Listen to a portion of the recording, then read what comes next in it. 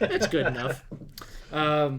So we are playing. It's been a little bit since the last time we played a community campaign game, but here we are. It is a new month, and we are back. And usually I hold up the book of like what we are playing, but we're in limbo right now in terms of content. If you've been hanging out with us for a while, you know that with these community campaign games, tonight we're playing with a number of our people that support the channel via the Patreon page. So we do these a few times each month. We just finished up Isle of Dread. We've been playing some of the original Adventures Reincarnated, and so we just wrapped this book up last month. And we've got most of the characters I think in the campaign are basically somewhere between like level 5 to 6. And the third original Adventures Reincarnated book is, I don't think it's a spoiler or secret, it's Expedition to the Barrier Peaks. We're not quite ready probably to jump into this one, so we're going to be doing some other stuff before we jump into that book. So we're going to be playing some things that I just kind of bashed together from other books that I've got, and make this work. So if you want to get into a game like this, basically the best way to do so is to support the Patreon.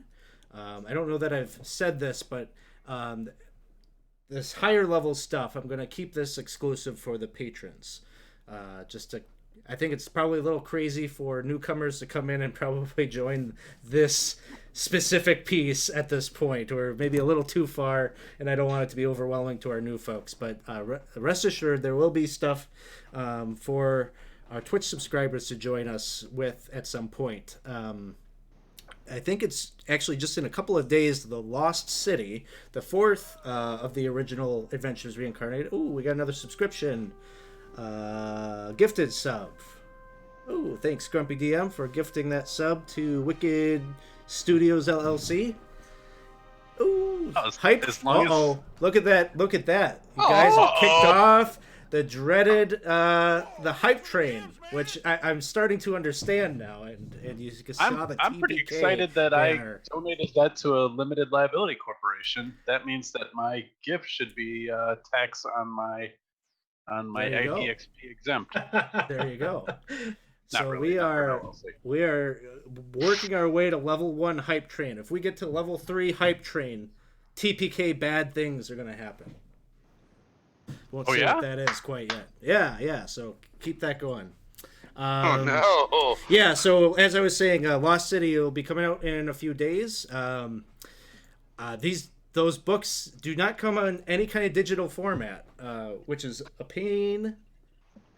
big pain when it comes to trying to put it into Fantasy Grounds, because like literally Wizards of the Coast does not allow them to put out PDFs of them, so you can't even get the benefit of copy paste. But yeah, so it takes a little bit of time, but rest assured we will be doing Lost City and each of those Lost City games I will reserve a couple of seats for the Twitch Prime subscribers, so we'll still have opportunities to play, and that'll be a brand new level 1 type of deal.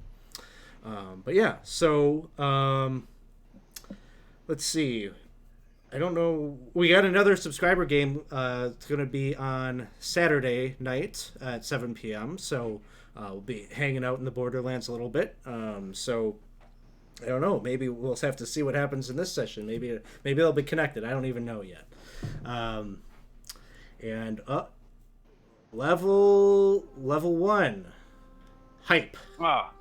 Just lost my level 1 now. TPK. Keep it rolling here. We got level 1 completed. We got to get to level 3 to make this happen. Lots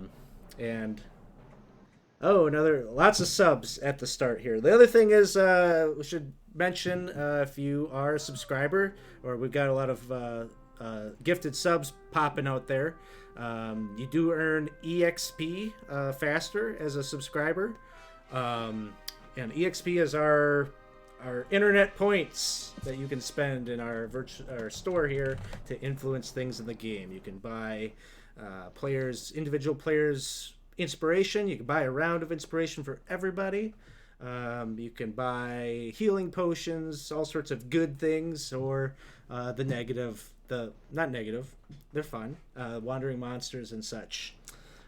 So all the items are there. Check out that store in the stream elements if you want to see what some of those things are. Yeah, so there it is. Redeemed a wandering monster that we will see at some point here tonight. So we got some work to do. We better get started. Wait a minute, there's six of us, so I need 2,000. So 12,000 EXP, please. Or sister, we can kill everyone else. I don't know that PCs have EXP attached to them, but you could try. That's true. I'm just saying the split would be big. I guess it's never been done before, so we'll have to see. Where do we start? So let's get into it. We got a lot of stuff to do here tonight. So yeah, keep that hype train going if you want to double down on that wandering monster that got redeemed. So where do we begin? A year has passed since the return voyage of the Raging Bull from the Isle of Dread and the completion of the task that brought many of the adventurers, many of these very adventurers that are a part of this group here tonight, away to destroy some artifacts that they had been sent to destroy there. You're all have returned back, having survived that ordeal, back to the infant nation of Karameikos, which is undergoing at this time a time of relative peace and development. This is a very new nation, one that the Grand Duke Stefan Karameikos essentially traded his ancestral lands for this untouched land. The country really is just the capital city and this claim to these outer lands. So there's a lot of development, building roads between many of the communities and things like that. Of course, the Grand Duchy being such a young nation, you maybe occasionally hear of bickering and internal politics, and the Grand Duke is having a difficult time maybe keeping all of his promises to his fledgling coalition of lords and ladies that he is keeping track of. But these are not the things that really concern adventurers like yourselves. What matters is there's a time of prosperity, and coin is very easy to come to right now. Even on the Borderlands, where you are returning to now, reconstruction is happening. The keep suffered quite a bit during the times of what you were have either you've experienced directly. Actually, I think most of the crew here, Rurik is maybe the only one that remembers all that took place, or at least has firsthand experience of what took place on the Borderlands during what people believe was the work of a cult of Vecna, necromancers that had attacked the keep. So we're at the point now where most of that damage has been repaired and rebuilt, and once again the keep is maintaining security on the road. And this is a very valuable trade route where the keep on the Borderlands is. It helps keep the road safe to facilitate trade between the Grand Duchy and the Emirates of Yularum out to the east. And this peace is somewhat maintained due to the fact that the former threat of monsters from the Caves of Chaos are no longer really a problem. Thanks for the jams, man! Hey, thanks for the cheer. Okay, yeah, we're still... what is it telling me? Okay, we got level 1 hype is here, so we're still working on that, it looks like. So yeah, so the Caves of Chaos are now the home of goblins that have an arrangement with the Castellan of the Keep, and they have been they've been keeping up their part of the bargain, as all of you have likely been hired at points in time to go along with the different caravans that go back and forth. And these are easy jobs. Usually you're just there as muscle, and there's really no problems, at least nothing that you can't handle that come up. So we are back now at the keep on the Borderlands. And you are all sitting at the Stretching Goat this fine day. The Stretching Goat is the singular tavern at the keep, and one that is enjoyed by both adventurers and travelers and the locals that live here on the keep at the keep. So you are all here, and many of you know each other from your time on the Isle of Dread, but there's a few new characters that maybe are just here, and maybe you're going to bump into each other and do a job. As Bumbo Wickman, the barkeep, is asking you from behind the counter what your beverage is. Why don't we have our players all give us the rundown on who they are, introduce your character to us and who we're looking at, and give us any details that you think it's important for us to know about your character.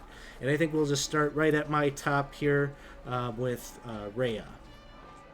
I'm Raya Shadeleaf. I am a halfling lass with in robes, a bit of red and white robes, but you can see a fair amount of reddish scales growing up her neck here and there. And she also has on her back a shield bound in a wooden shield bound in iron, and a long sword strapped across her back as well.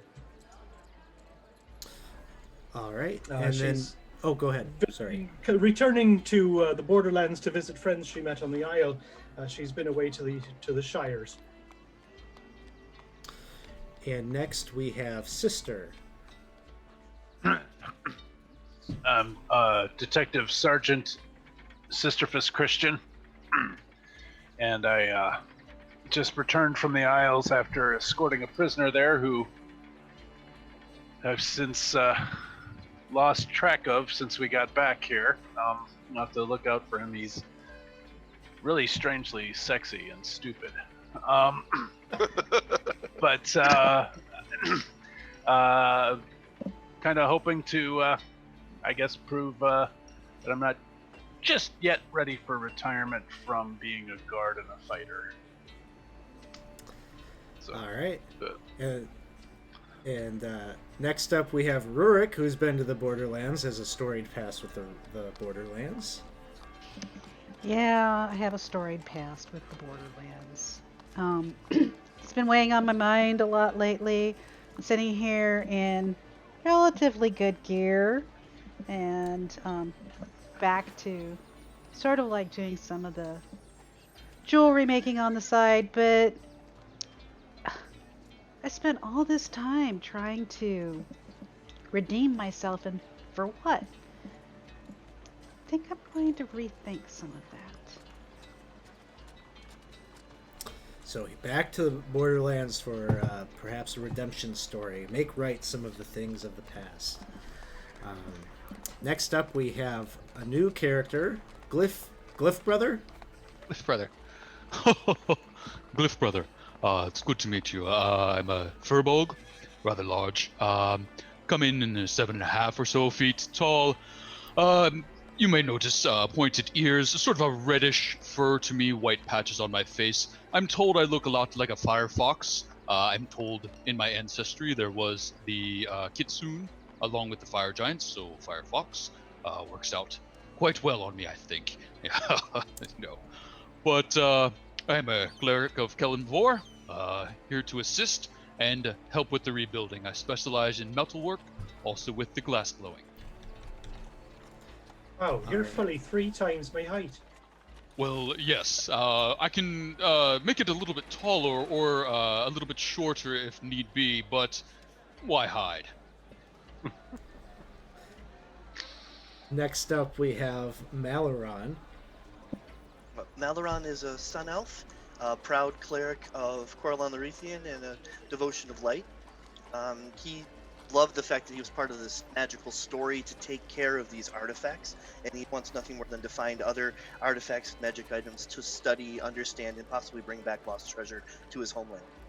So he's just here for the adventure. All right.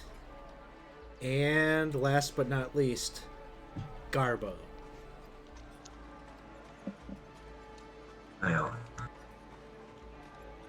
Whoop, you. Can you guys hear me? Yep. Okay.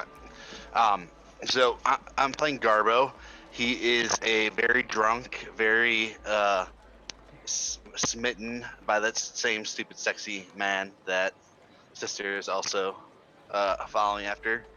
And maybe he's hanging out with Sister because he thinks that maybe Sister will find him for Garbo. And he's a faithful follower to King Momo, the true king of the Caves of Chaos. And he had initially gone to the Isle of Dread to get revenge on the party for overthrowing his balance of power with the dastardly, evil. I don't think I ever knew that. awful. Yeah, I definitely had said it. multiple times. You've grown so much since then, though. At least I think Yeah. And he's also developed something of a drinking problem. You want to tell us the story of how And that happened? He's gonna tell the barkeep, make sure it's topped off. I don't want to see Okay. anything tonight. This is not a strange request for Bumbo. He often hears these words, and so he's filling up your pint very stiff. So as he's pouring you drinks, and he's very eager. You know, he's heard that you've gone to this isle, or some of you have gone to this isle, and so he says, "So." And maybe he's looking at Rurik, who he would remember, and he says, "Tell me, you've been gone for some time. Some of the other patrons say that you've got stories of an isle down in the southern sea. Tell me, what have you seen? We haven't heard such heroics, such locations." Well, yeah, there's an isle in the southern sea. Most amazing thing that I saw on that isle, this plant, jungleweed. Loved him. But other than that, dragons, treasure, cults, normal. They got cults down there too. Not anymore. This jungleweed sounds interesting, though. What is it? Is it something? Do you make a tea out of it, or what is it? I don't know that jungleweed would take kindly to being made a tea out of. It could be kind of interesting to try and pluck any part of him to do that. Oh, we don't love that. Don't worry about it. What? Don't listen to him. Oh, we and I were best friends. That's debatable, but He carried my ship for me. I mean, King Momo's ship. so jungleweed definitely carried the ship and actually dropped the ship for us, and dropped the ship on us, but then rescued us from the drop ship. So yeah, that's all true. That's all true. And Nalaran's as you're visibly, Want to add anything to this? Nalaran's visibly like trying to follow both of you. Okay, that's all. so I see. Oh, thank you. NotHouse57 is here. Thank you for the cheer. As you're all kind of chit chatting, maybe sharing some of your stories of adventures that you've had, or your recent maybe the last job that you took.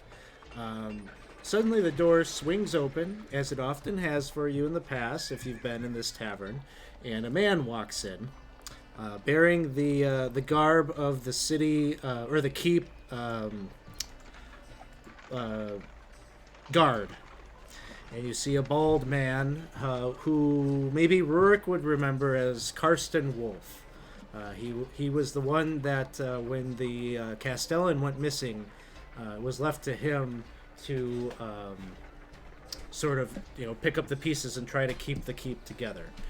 So he wanders in with his dead eyes. He just kind of scans around. He's like, all right. So, is there anyone in here that's interested in a job? Something maybe a little bit more out of the ordinary than what you're used to. And he's looking around. He just kind of gives off this aura of nothing would impress him.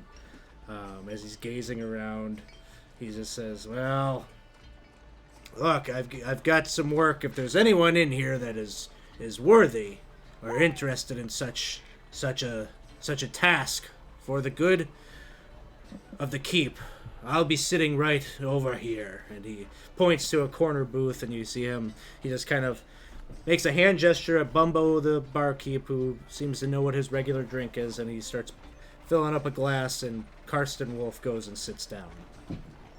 And, okay, we got another wandering monster on the table, so... Garbo's gonna, get up and, stumble, and he's just say, I got piss. And, go stumble over to that booth and just, start whizzing, on the booth that he's at, not really noticing that it's at the bathroom.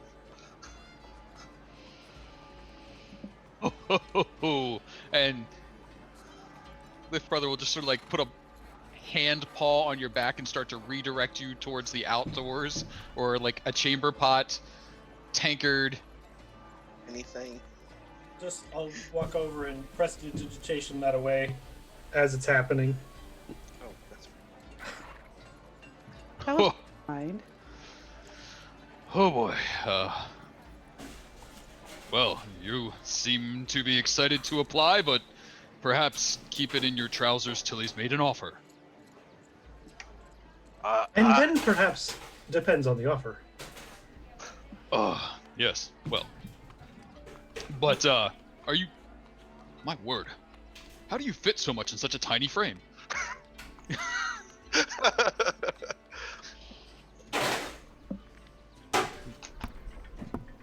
It's like a lemon, it just keeps going. Just eventually... Maybe if you squeeze him a bit. I don't know him that well. Rurik reaches over and smacks Garbo on the top of the head. Stop it! Oh, sorry. Ever since that thing, I had to get drunk all the time, and it just haven't been the same since that. And then that kiss, and Well, it must He be just starts pleasant to have sobbing. an excuse. he just starts sobbing. I'll buy Garbo Aw. a drink. Oh, I buy Garbo a whiskey. All right. Maybe the first round was probably free because Bumbo just wanted to hear your stories of heroics. I'll just charge you a silver piece for that.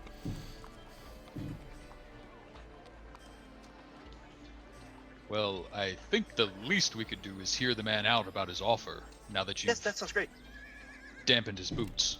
Well, he did say it'd be interesting. I like a bit of interesting work. Well, that does seem good. I'm actually looking for something a bit mundane myself. Melron got to the point that he was holding onto his bar stool. He was so excited, but he was waiting to see who was going to go first. Now that it sounds like people are walking over there, he just jumps up and goes, "Yeah, what does he want to say?" And he says, "Well,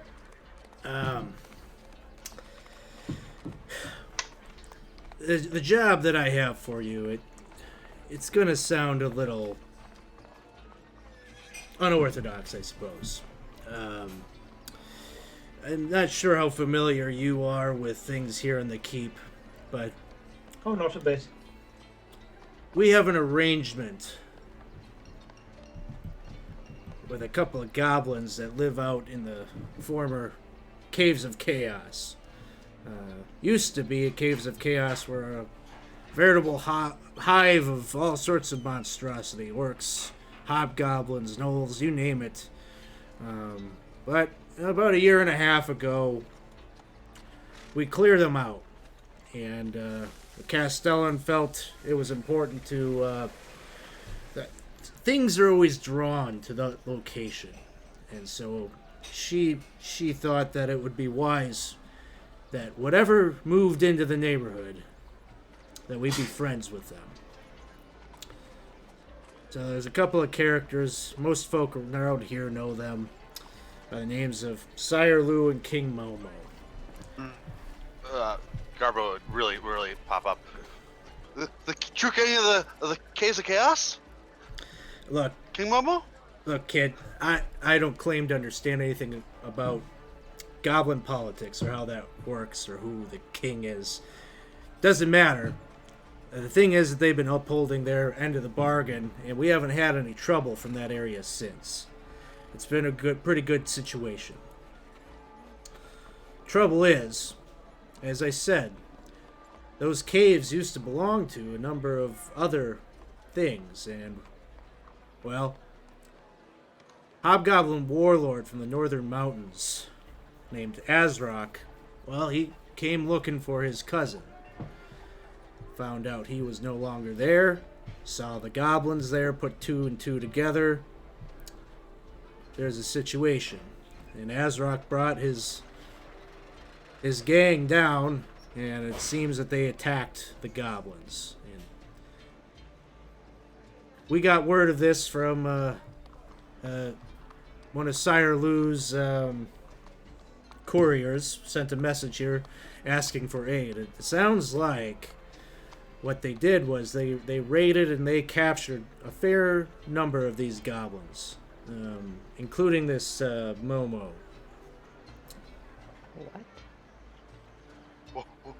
What? No, you're lying. Well, this is going to be a first. I've never been hired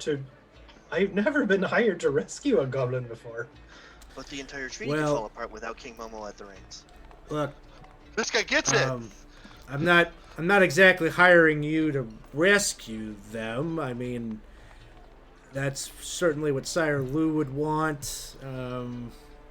What we care about is that the hobgoblins don't return a second time.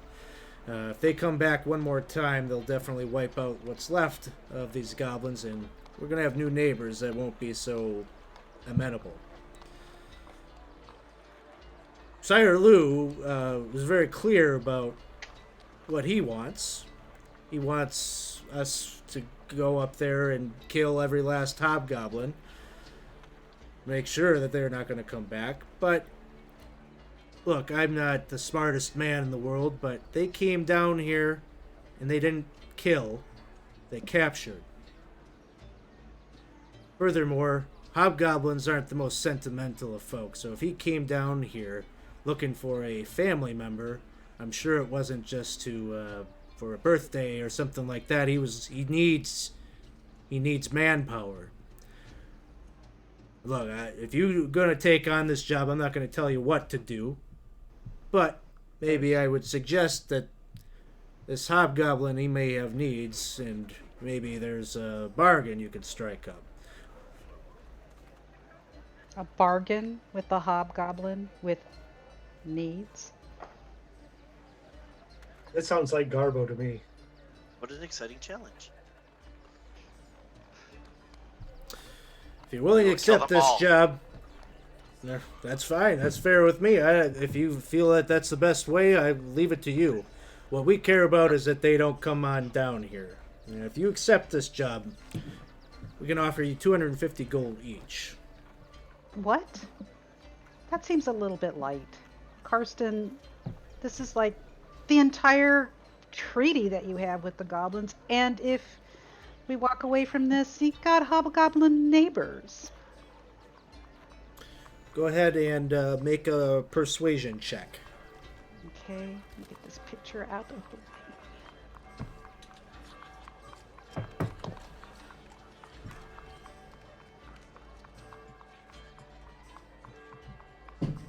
Oh, not so much. And Karsten says, "What do you want me to do? This is, I'm not the one that's in charge of the purse strings. This is what I have to offer. If you're not the crew to do it, I will certainly find someone else."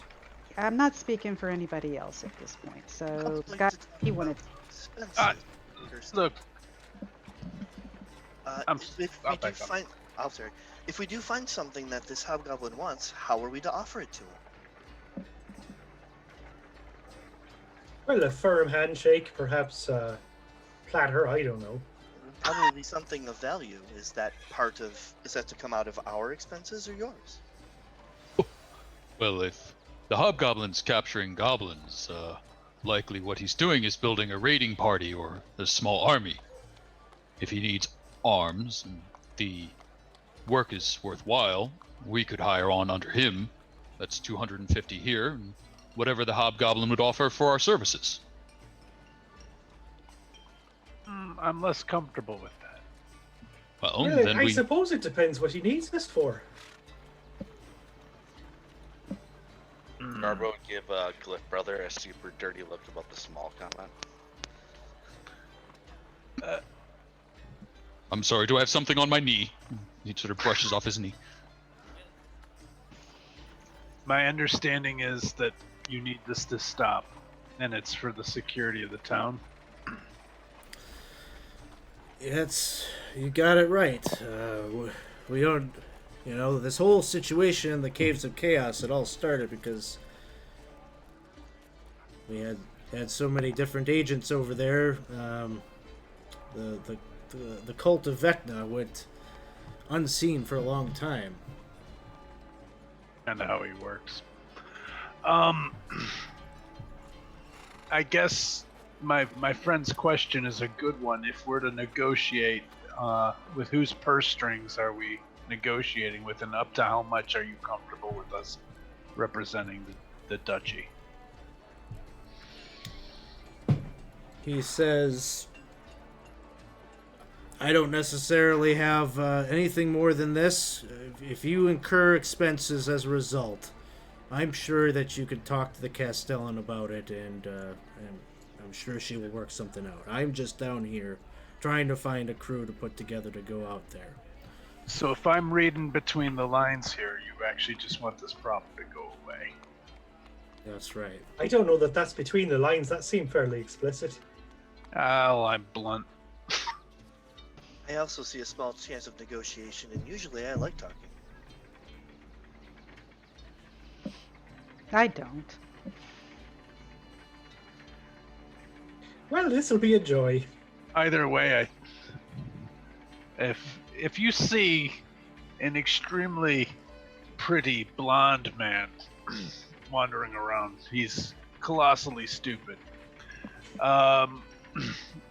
Me and this goblin are looking for him. Garbo's like shaking an anger hand of the thought of someone taking King Momo, just stops at the thought of William. I actually do miss William. Where'd he go? If you see him, let him know that Sister and Garbo are looking for him. He just Yeah, raises Laura. his eyebrow and says, yes, I'll definitely keep it top of mind to look out for a dreamy blonde-haired man. Just don't let him kiss you. I mean, really, you can't miss him. He's surprisingly rugged.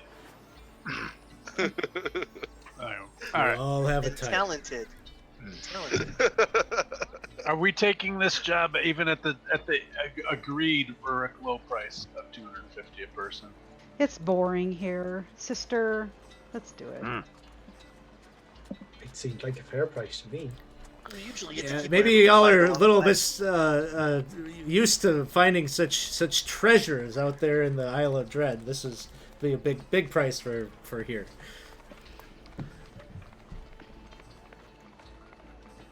So Garbo's gonna do it regardless, so. sounds like you're in agreement, and you're gonna head out in the direction that he'll give you directions to where they have kind of tracked down Azrok's movements and believe his clan lives. So, because of the element of time, and we've got some wandering monsters and such to resolve, basically it's going to take you 3 days to get there. Making camp along the way. No longer, you won't be cutting through, you have to cut through the woods. There's no direct path to get up to the mountains north of the region of the Borderlands. So along the way you are making camp, and it is warm. It is summer months, and on the final day, as you can start to see you're coming out of the woods, and the terrain is getting rockier and more mountainous, and you can see in the horizon the peaks of the mountain range that you were headed towards. You could see. Why don't you all make me a perception check?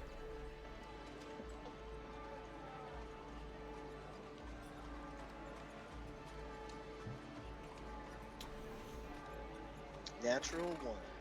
Natural 20. Oh, Oh, saw something. oh. Look at And that cloud. Rhea, Rhea, it is probably giving you a little bit of PTSD or something, as you can see a winged creature in the sky in the distance. Right now, just quite small, but definitely flying in your direction. Hey, what's that? Does anyone see that? That is an amazing cloud. The cloud? No, the one, it's just under the cloud. If you look a bit up, it's the one that's getting closer. Oh, that Ooh, cloud. as it's getting closer, it's daytime right now. It's probably maybe just had your lunch, and you're getting started again. But the light, as it hits the reptilian sheen of the creature, it is of azure blue. Oh, shite. It's a bat. Garbo would go and Blue? hide behind the big Cliff brother and just continue drinking behind him. Well, it's definitely getting closer, and it seems to have its eyes on us. Then I suggest we kind of get out of its line of sight. And Rurik goes ahead and finds a convenient boulder and stealths. All right. So Rurik is ducking behind. Yeah, you could getting towards the mountains, so you can definitely. There's not much in terms of tree cover and things like that, but a boulder, absolutely, you kind of duck behind something there. How about the rest of you? Sister's gonna get off the main road, but draw a scimitar and be ready, and just so that I'm not right in the path of something, but not hiding. I'll move out into the open as well and get my shield on my arm. His shield as well. Yep. Move off the road, equip my shield, but I'm still looking for it. Like, I haven't seen it yet. So, I'm still peeking out, obviously. Yes. Yeah, I rolled a 4. I guess I'm Oh, more likely- Rhea points it out to you. You definitely Okay. see it. Okay, if I see it, then I'm going to take cover, yeah. I'll get my shield ready and head behind the tree. Sounds good. Those of you that are ducking and hiding, give me a stealth check. Can I give one hiding behind Cliff brother? Nice one.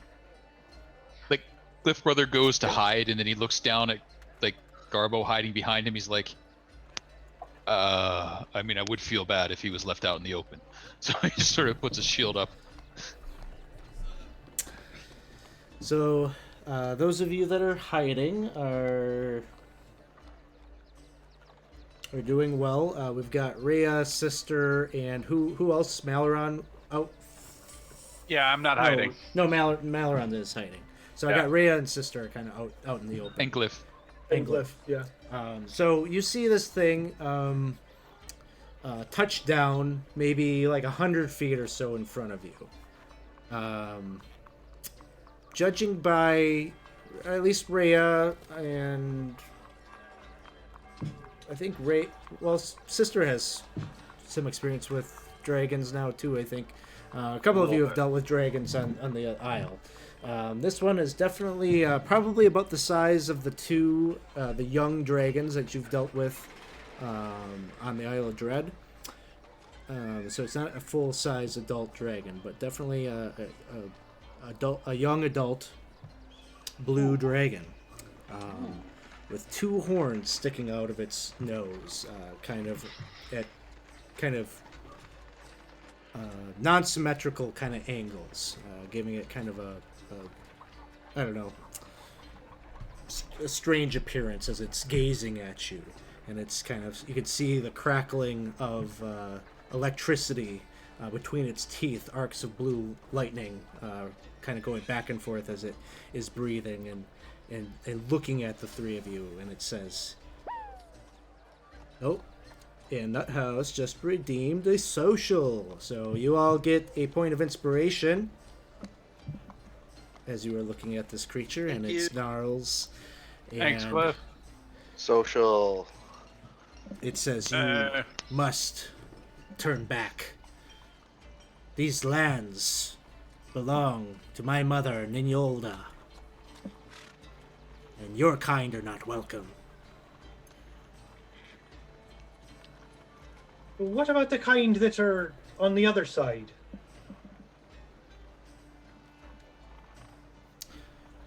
What is it that you speak? Anything on the other side knows to keep out of sight, deep Well, within we're just- the earth. Well, we're just passing through, you see. We'll go through here to the other side, and we won't bother you.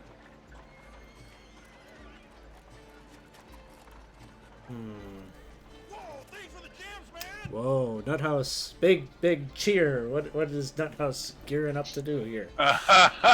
You got a busy night tonight. Yeah. See, this is what happens when we take a break. Everyone's antsy to get these wandering monsters in.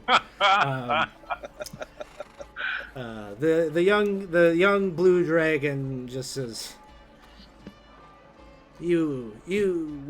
what makes you so special that an exception should be made for you?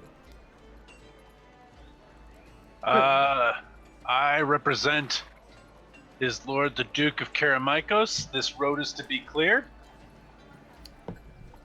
We do not acknowledge your authority. Yeah, with I that, I don't- cast res- I Likewise. really don't fucking care what you've got to say. gonna cast resistance. Trigger electricity on this one. This Sounds is gonna good. go so badly. It sounds like the initiative roll that we've all been Yeah, looking I'm for. So, well, just one second. I think we'll just do theater of mind. I don't want to like set up a whole Sure. Sounds good. Sounds battlefield for this. Sure. But let's see. I gotta get the right word.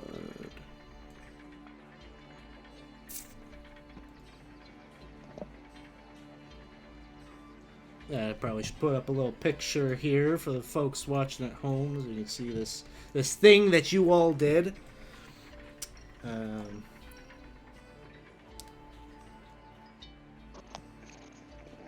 There scared. it is. Yeah, that's about right. That And- seems correct.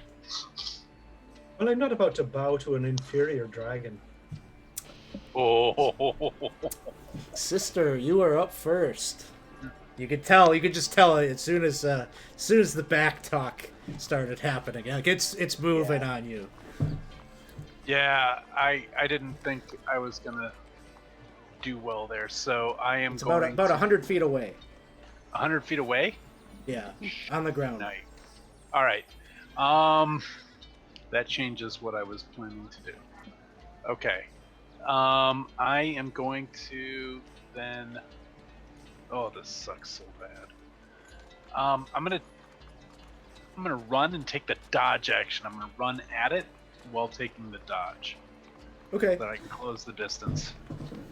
sounds My good. hand crossbow's no good, so. Okay. And then perfect. Rhea's up next. Right, well, I'll move toward it as well, but I'll fire a couple of Eldritch Blasts on the way. Ooh, And roll me a I'll miss it. d6. All right, misses. Next up is Garbo. Garbo, tell me what you rolled on that check, Which stealth check.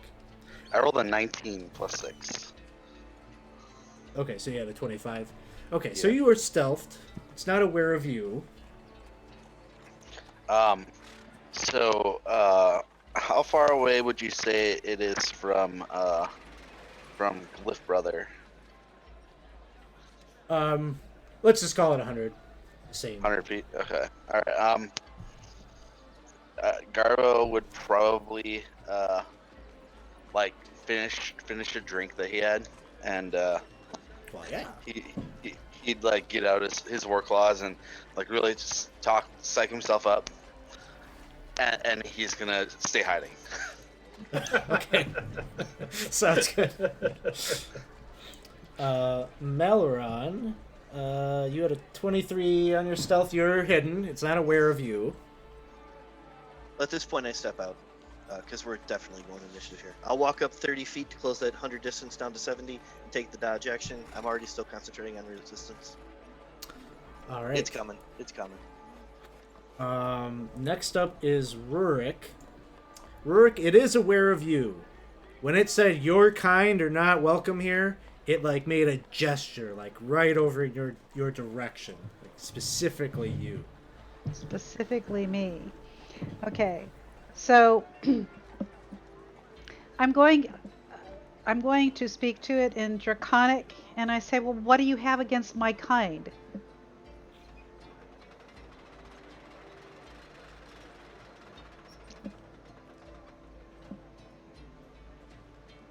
And Come on. leaving it open-ended with the question. Yeah. It's a Uh, taunt. It takes its turn, and it says, I can smell it. You're a dragon killer just like the rest of you. And you can see it's powering up its breath weapon, and it fires it at Rurik. Rurik, give me a dexterity saving throw. Okay. I suppose it's too late to do the uncanny dodge, but okay. Isn't that reaction? Yeah, that's not too late. Yeah, you can do that. No, it's a reaction. I'm sorry. Yes, then I'm going to do an uncanny dodge. I think the one that you're looking for is evasion. When evasion, you don't have to activate. Yep, that'll happen automatically. Yeah. Sorry. It is an Well- uncanny dodge, sorry. Well, don't uncanny think- dodge is an attack. Ah. Is it? Okay. When an attacker that you can see hits you with an attack, you can use your reaction to have the attack's damage against you. Evasion is the saving throw The saving throw. ability. I think you get it at level 7. Correct. But That's correct. That little 7. so with an 11, unfortunately, maybe you're just a little too trusting of this dragon, and catches you off guard in your conversation. So it's gonna hit you That's what I get for talking. for. Ouch. I'm dying. And Rurik goes down as it turns to Glyph's turn. Oh. So Glyph will alter. And it would have moved up. It moves up 40 feet or so. So it's like 60 feet away from you at this point. Glyph will instead healing word towards Rurik. And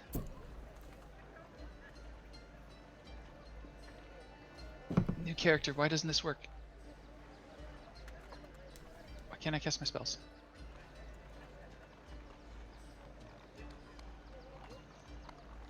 Oh no. That sort of worked. Yay! Healing word on Rurik, and then he will walk forward and he will toll the dead on the dragon.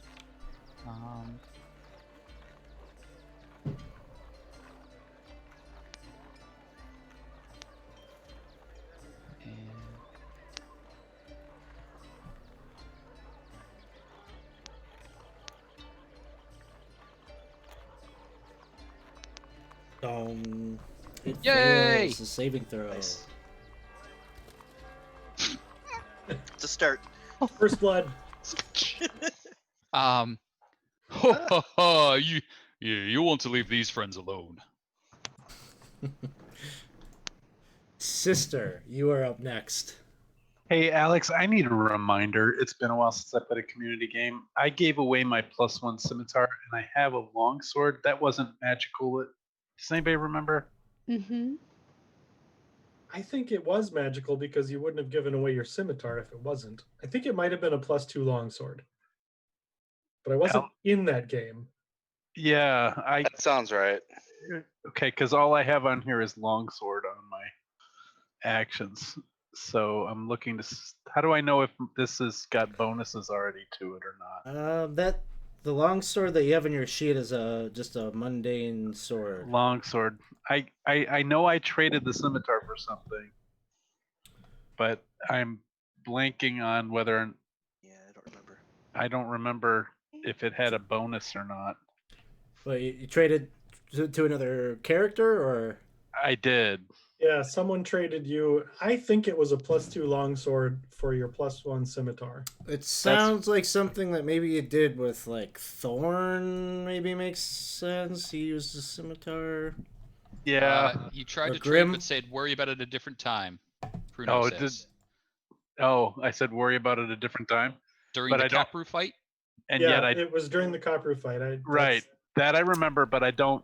Now I don't have the scimitar at all in my inventory, and I'm wondering what I have as a longsword because I started with a longsword, a regular old longsword.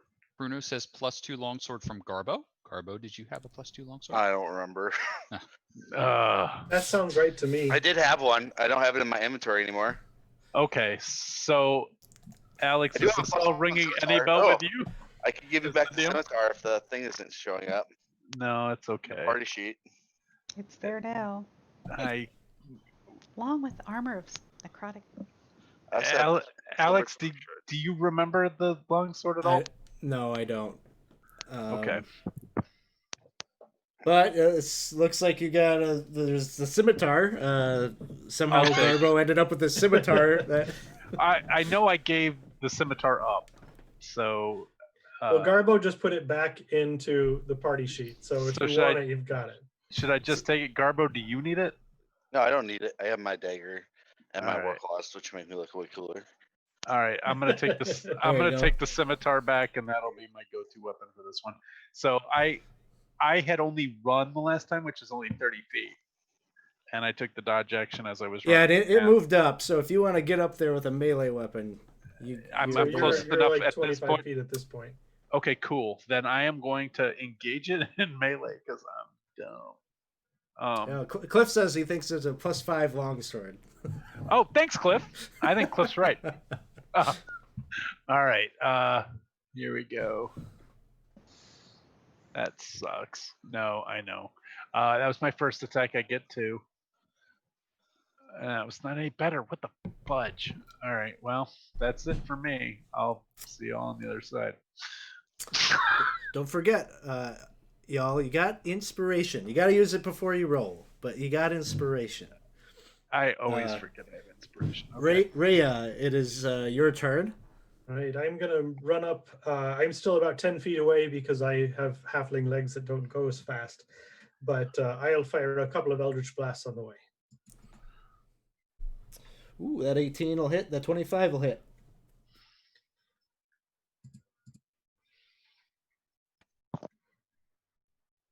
All right. So the 2 blasts strike against its hide. It's still very, very healthy. And then as I get within 10 feet, with my bonus action, I'll hex it.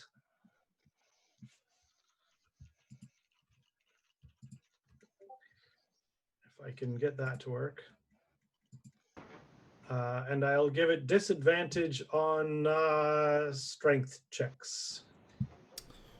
Sounds good. And as an item manipulation, I will just draw my longsword. Next up, we have Garbo, who has not done anything to reveal his position yet. How far away would the dragon be now? It flew up some. About maybe 40 feet or so. No, it's not in the air. It's still on the ground. That's on the ground.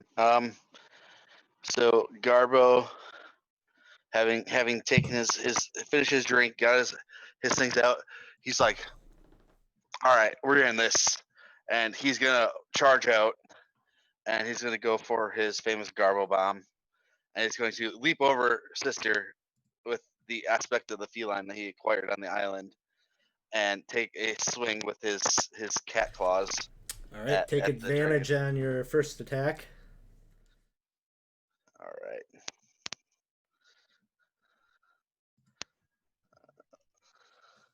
Oh, that's a damage. So that'll miss. I accidentally targeted it with damage. You can take that off. Sorry. Oh, that's all right. So the first that attack misses. Next one, I will roll. I don't get the +6, right? You would get the +6. Okay. I will. I'll use my inspiration for this one. So I feel like we need it. Yeah. There's a hit. You have a sneak attack. So sneak attack is now. Let's make sure I updated it. Thank you It's for on the level cheer, 5. Nuthouse. Woo! Woo! Have we ever had 3 wandering monsters in one game? Not that I recall. I don't see any reason to talk about it. Ooh, that was some good 21 sneak points of attack damage. Yeah, that's very good. Woohoo! Nice. Big, you come in running, and your first one doesn't quite pierce the skin, but the second one you kind of dive it right into those scales that they start falling off, and you shred, bleeding out its side. And then Malaron, you're up next. So I think we're gonna need Coralon's help here. I'm gonna cast a level 2 bless. And let's see if I already targeted everybody. Nope. All right. My targets are Sister, Garbo, myself, and Rurik already went down once, so we better cover her as well.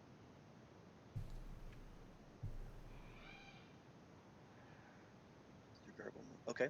And I'll close the distance another 30 feet. Just keep walking towards. But I'm no longer concentrating on resistance, and of course I'm not dodging this turn. So I'm all set.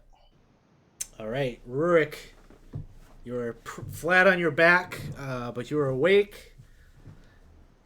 Okay. So I'm going to sit up, scooch on my rear, further back behind this boulder, and drink a potion of healing. All right. And can I do that?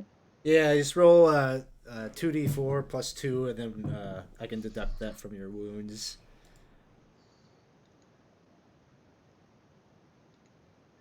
So 7 points back. Yep. And as a rogue, I think you can do that as a bonus action. So. Yep. And so then I am going to seriously disengage at this point and keep scooching back on my butt. Yeah, if you stay behind that same boulder, you feel like you're out of the line of sight, and he's pretty busy right now with all the others, so you have relative safety right now. Yes.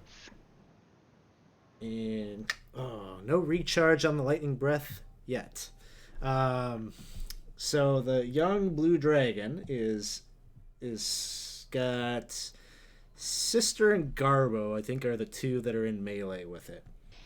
I'm only 10 feet away, so real You're close. pretty close. It's, I think, most upset with Garbo right now. So it's going to launch a series of attacks on you, Garbo. First one with its bite, 23 to hit. Oh yeah. And as it bites into you, you can feel this pulse of electricity kind of go coursing up and down. Oh no. Host lost connection. Yep. No, confirmed. Everything. I guess the universe Is this does the not want TPK that we're to all happen. talking about? I'm pretty sure that was a miss. Actually, I think that was a glitch. That's what happens when they insert things into the Matrix. We're gonna get kicked here, aren't we? Because you're kicked. You ever experienced deja vu? Yeah, My the first whole reaction program is shut no. down. So just give me a moment here. Such a cliffhanger to see how much damage Garbo's about to suffer. He's gonna go down for sure. Is this what you meant by TPK? Is that? No, we never hit that hype thing. If we had hit the hype level 3, I would have made all of the monsters you encountered have max hit points. Oh. So good thing that didn't happen, especially right now. Yes. Good to know for the future, though. See, I figured the TPK train was a callback to like EverQuest where you get hit with one person running by, so we just see an adventurer run past us and then like a horde following. Oh, and then yeah. he jumps into the into the keep and shuts the door, and you're just like, Yep. oh, monkey. I never played EverQuest, but we had the monkey. same thing happen in Final Fantasy XI. Yep. Quite often. Yeah, EverQuest, it was bad because if they zoned out, everything just was hostile and in your face. Yep. Some of the newer ones, de-aggro and run back like a rubber band, but I'm on the Fantasy Grounds screen. Yeah, it finally disconnected. Should be able to come back in. I closed mine intentionally so I could do that. Oh, I didn't do that. Hold on, let me. That's smart. Oh, Yeah. I'm reloading. I am loading. Mine Please wait. crashed. Oh, by the way, Alex, thank you for my swag. Yeah. Wow, nice. I think Ed, you got yours too? Yep, I got my. Based it's a on sweatshirt, social though. It's media. too warm. Yeah, I know. That was really meant to be a Gary Con thing for folks. I Would have been need better to, for Gary Con. I need to have you send me a T-shirt. Yeah, just let me know. I can definitely do that. I've got Super a few comfy, that are going too. out. Yeah, that sounds great. I might need another T-shirt. Mine's I have put on the COVID-19, and I think I might need it. Mine was the COVID-20, Paul. So. I'm there too. I Let's will see. say, I don't know who. I know there was a little struggle getting the sweatshirts out, but that is the softest inside to a sweatshirt I have ever felt. Like, that sweatshirt's ridiculous. I was so jealous when Dusty got hers because mine's a year old, and I'm like, oh. Worn, not good. It's so nice. It's one of the reasons why I'm a little hesitant to just like set up one of these Stream Element stores, because I do like the quality of the stuff. So I don't know. We'll see. T-shirts are easier to get out though. Is anybody blocked from getting in? Because I'm still just kind of. It took me a minute. Sitting on I the am launch. in. screen. I'm connecting. ... But I am. Connecting. Says loading, please wait again. Oh, now I have to join the game. Okay. Hey. Well, I think we're about to see how much damage that Garbo.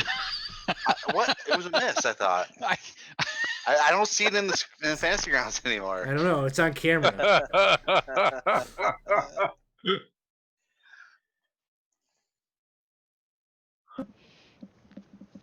So Garbo, do you have Uncanny Dodge? Because this I do. you can use Uncanny Dodge. This is an attack roll. I'm going to use Uncanny Dodge. All right. Half that damage. What the just pictures shared are happened? gone. That shouldn't have happened. Yeah, Glyph Brother, take that. What? No! So, but I don't wanna. 9 damage to Garbo. That was the first attack. Second attack is going to be one of its claws. I have all these abilities. I don't even know what to do. 16 will hit. Garbo, you take 12 points of damage. It's got one more claw. And a 15 hits. Stop killing my rogue.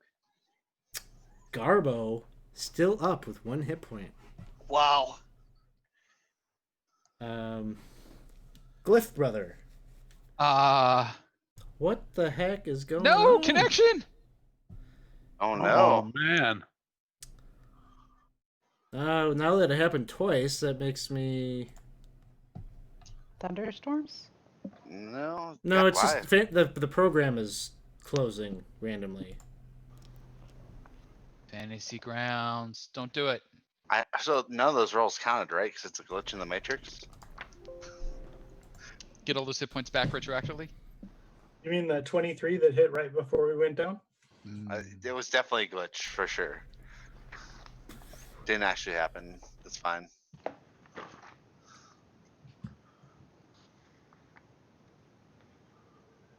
So Glyph Brother's like winding up with his he's got a metal quarterstaff that he uses, and he goes to swing, and then like between the static and the magnetism, his quarterstaff just goes flying off over there. He's like, oh, that's new. Haven't seen that before. And you're not likely to see it again.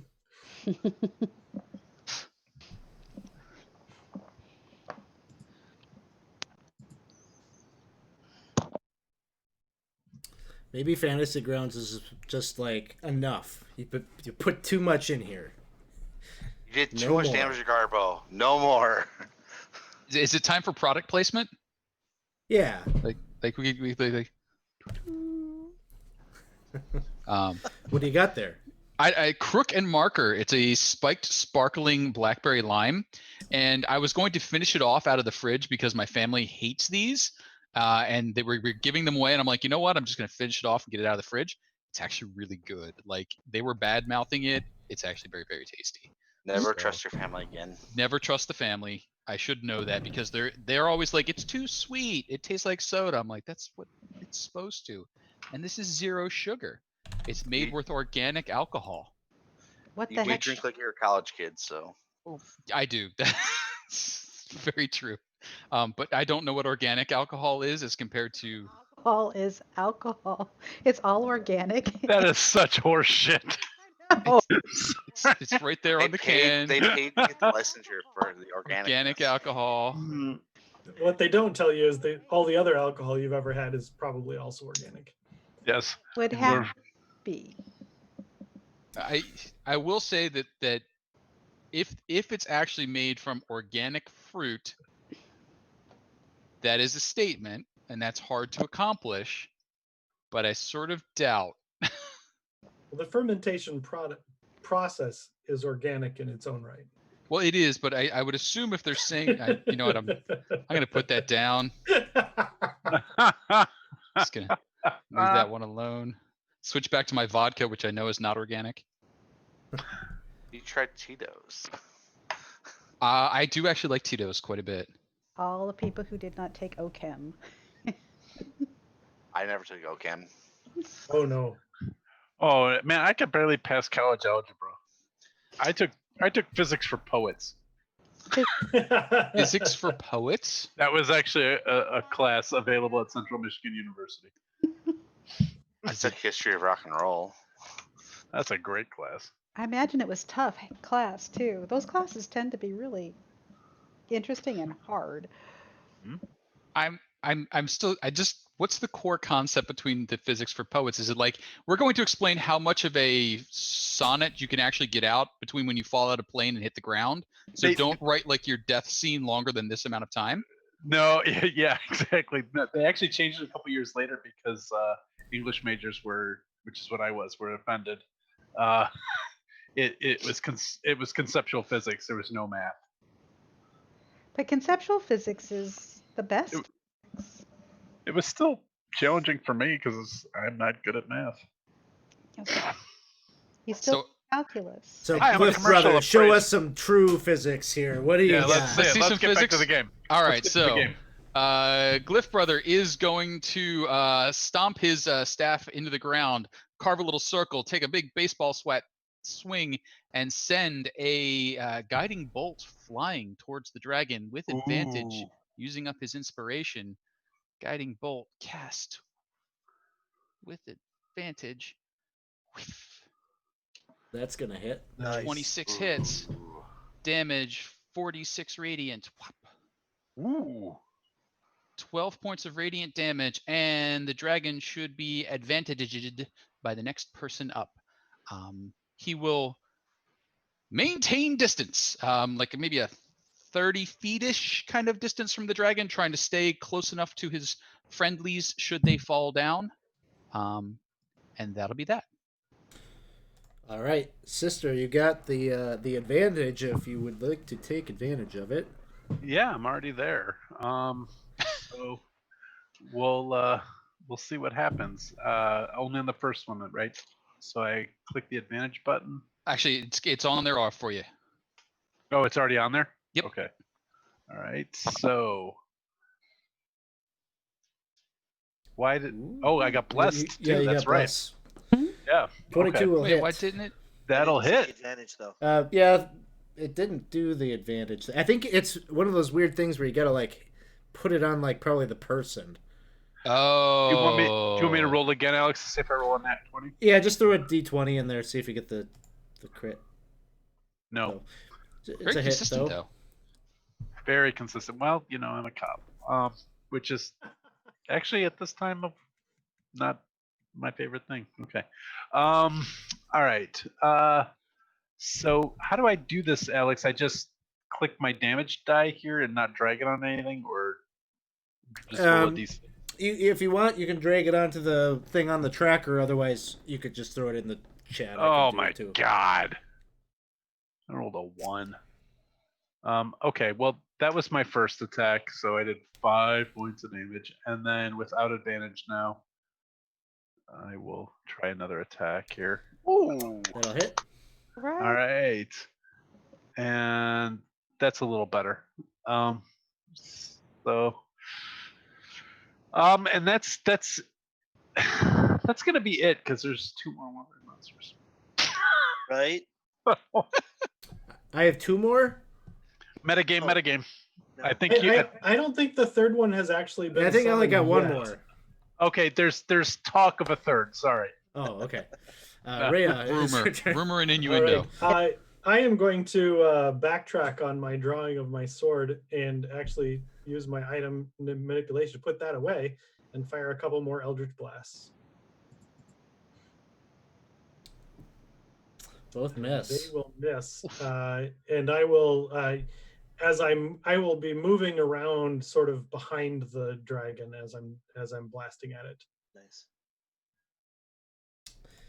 So Garbo, you barely Garbo breathing. Garbo's like super angry. He like takes his Yanti mask that he has on top of his head and pulls it down over his face. So the dragon knows he's serious now. And Okay. he takes his war claws and takes a swipe at him. All right. And I believe I'm blessed too. So let's see if this works. Yeah, it did, but I missed. And then he will use his offhand war claws as well. That'll hit. You got sneak attack. It's gonna max damage everything here. Ooh, nice. 19 points. And then with my swashbuckling ability, I am going to fancy footwork, and I can slip away without reprisal during my turn, as long as I made a melee attack against the creature, has no opportunity attacks against me for the rest of that turn. So then I'm going to move all the way back towards the big oof I was hiding up behind before. Sounds good. Malaron. Sorry, sister. Malaron's going to hold up his shield and cast Radiance of the Dawn off of it right at him. Ooh. So let's see how his saving throw goes. He succeeds on his saving throw. Yeah. So he takes half of 2d10 plus 5. He still takes a good 10 points of radiant damage. He's looking And frustrated. Has he moved any closer, or is he still the same distance away? Because I'm 40 feet away at this point. Same Unless he's moved distance. closer. He hasn't Okay, moved, so no. I'll continue to close the gap, so now we're only about 10 feet apart as I finish my turn. Sounds good. Rurik, you're up next. Okay, so I'm going to. How close is everybody to the dragon? 10 feet. Sister is right up front. Rhea, I think, is like 10 feet close. And then everyone else is kind of scattered various different distances. I don't. Where's Glyph brother? Like kind of further About back. 30 right? feet back. Yeah. Yeah, so he's about Garbo's 20 feet 30 back from feet. the frontliners. Okay, so at least Sister's close enough that I'm going to go ahead and take a bow shot at the dragon. So I drop this on the dragon. That'll hit. Got some Okay, sneak attack. got some sneak attack damage, which the effect is on me. Yes. Okay, so I just drop it on me. And damage on him.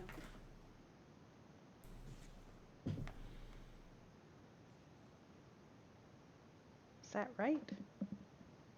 2d6 sneak attack is in the roll. Yep.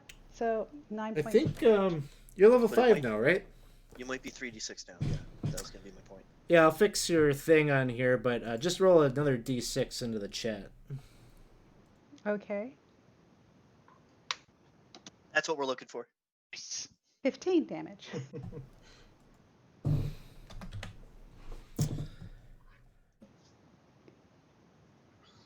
All right, so an additional 6 on top of that. Very nice.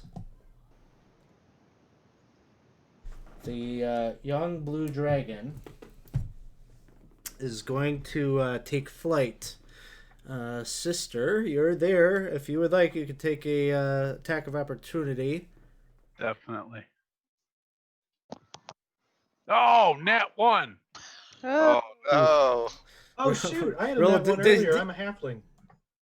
Grab a d6 on top of that. Yep. Okay, just a miss. Just an All right. awkward swing as it flies up and zooms 160 feet away from you all. It is retreating. Glyph Brother. Nothing that's got 160-foot range. So All right. Sister. I got nothing with that kind of range either. I got a hand crossbow. That's it. So Rhea. Yeah, I can't do anything. Just gonna go through the list and just to make sure that there's nothing that anyone wants to do to antagonize it further. Garbo. Oh, Garbo's gonna tell him, yeah, you run, you big whip. That's what I thought. You weren't tough enough to take me down. Drunkard. Yeah. Nalaron. No, I'll just get on board with yeah. Is everybody okay? I And got him. Rurik. in Draconic, I'm just going to yell that his mother wears combat boots. ooh. So it soars away, and you could just tell that it's probably not the last of these blue dragons. I'm sure they just gave me a whole new thing. We can do a whole adventure about the blue dragons now. So Thanks, Bruno. I'll beat up a little bit. The mountains are, like I said, it's afternoon right now. And based on the directions that Karsten Wolf gave you, you probably could push yourself to get there yet this evening. Without exhaustion? Yeah. Or you could chance it out in the wilderness again, but with the blue dragon that has gotten away, and maybe that makes you a little bit uncomfortable sleeping out in the open air. been right along. My vote's for the caves. Yep. I'm But fine, you let's go. definitely still have enough time, maybe to like hit up a short rest at this point. Oh, definitely All could for use a that. short rush. I'm all for that. And then I'll head for the caves, or we can camp out. I'm good either way, guys. A bit of an after lunch nap. Garbo searches his bag for some of that roots that he really liked. Was there? I know it's a retconning, but was there a chance to buy things in between sessions? I didn't Yeah, get it. yeah. Garbo, are you anything in the without- player's handbook you would be able to purchase. Okay, so potions of healing would have been okay. Yep. Garbo, did you get hit? A lot. A lot. All right, Garbo, here's a Ryoth root. Oh, I didn't know any of these made it back with us. Yep, I have one, and I'll throw it in the party. I'll throw it in the party sheet here for you to take. I'm sure that's the only one left. No, I've got 2 more. Well, I wasn't going to tell him about the others. I've only seen those. I've never actually had one. That's for you. Oh, as soon as it's gone. Go ahead and take it, Ron. Oh, and once you're done resting, let me know how you're feeling. I have I to. feel fresh as a daisy myself. Less concerned about you than the one bleeding out his eyes. Yes, that makes sense. Yeah. I just like to be included, is all. Oh, I'm 1/11th of how full I should be. So pretty good. Hey, sorry, other weird conversation that might be retconny. Did anybody really want that scale mail, or is it available still? Yeah, I was wondering about that. No one from the. I was in the group when we acquired it, and no one really wanted it at that point. I'm proficient with it, and it would bump my armor class a little. Yeah, if there's something in your there you want to take, go for it. At some point, I'm probably not going to allow items sitting in the party sheet for too much longer. I don't know. I let that be like a standard thing during Isle of Dread, but I'll probably clamp down on that. That seems fair. Claim things. So But are yeah, you it's there. allowing? You could definitely, yeah, you can take it. Absolutely. Anybody care if I rip that off? Not Go at all. for it. Take it. I'm All looking right. at the silvered short sword, actually. I put that in there before, so you can have it. I So had that on my person.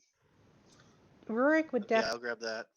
take at least one of the gems of each of the types.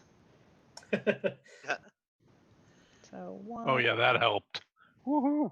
And I'll carry the potion if no one else wants to. I don't know if I'm going to use it, but let's get it moving. Okay, I mean, What's that good sister's AC too? 17. Yeah. With Not the shield? awesome. I don't know. You know what? I need to check if I equip my shield. Okay. well, if nobody else is going to take these. Oh, I had. So you're 19. Yeah, I'm 19. Nice. Raya is 19 in her robe. Okay.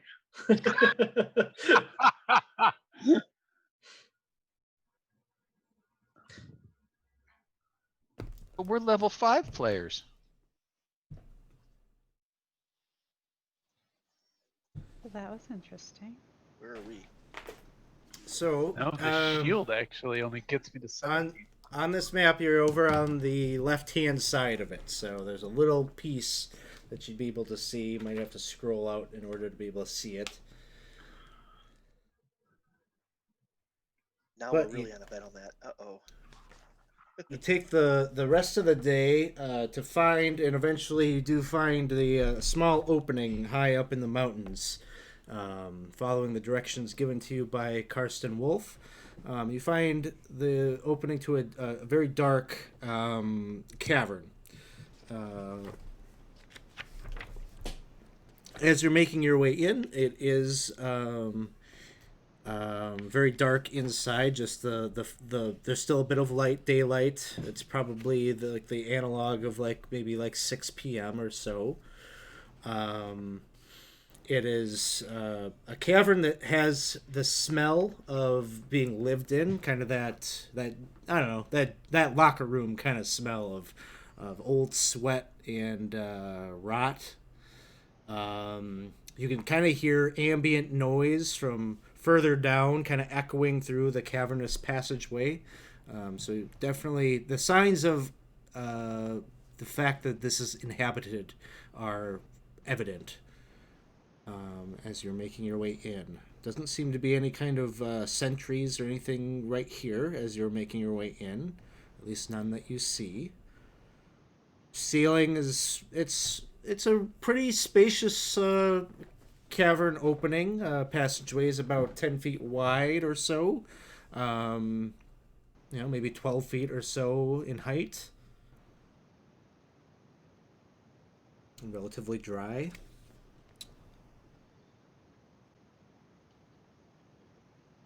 So, Garbo, is this where you're from? This cave? Oh, I don't. This isn't the main cave, right? This is the.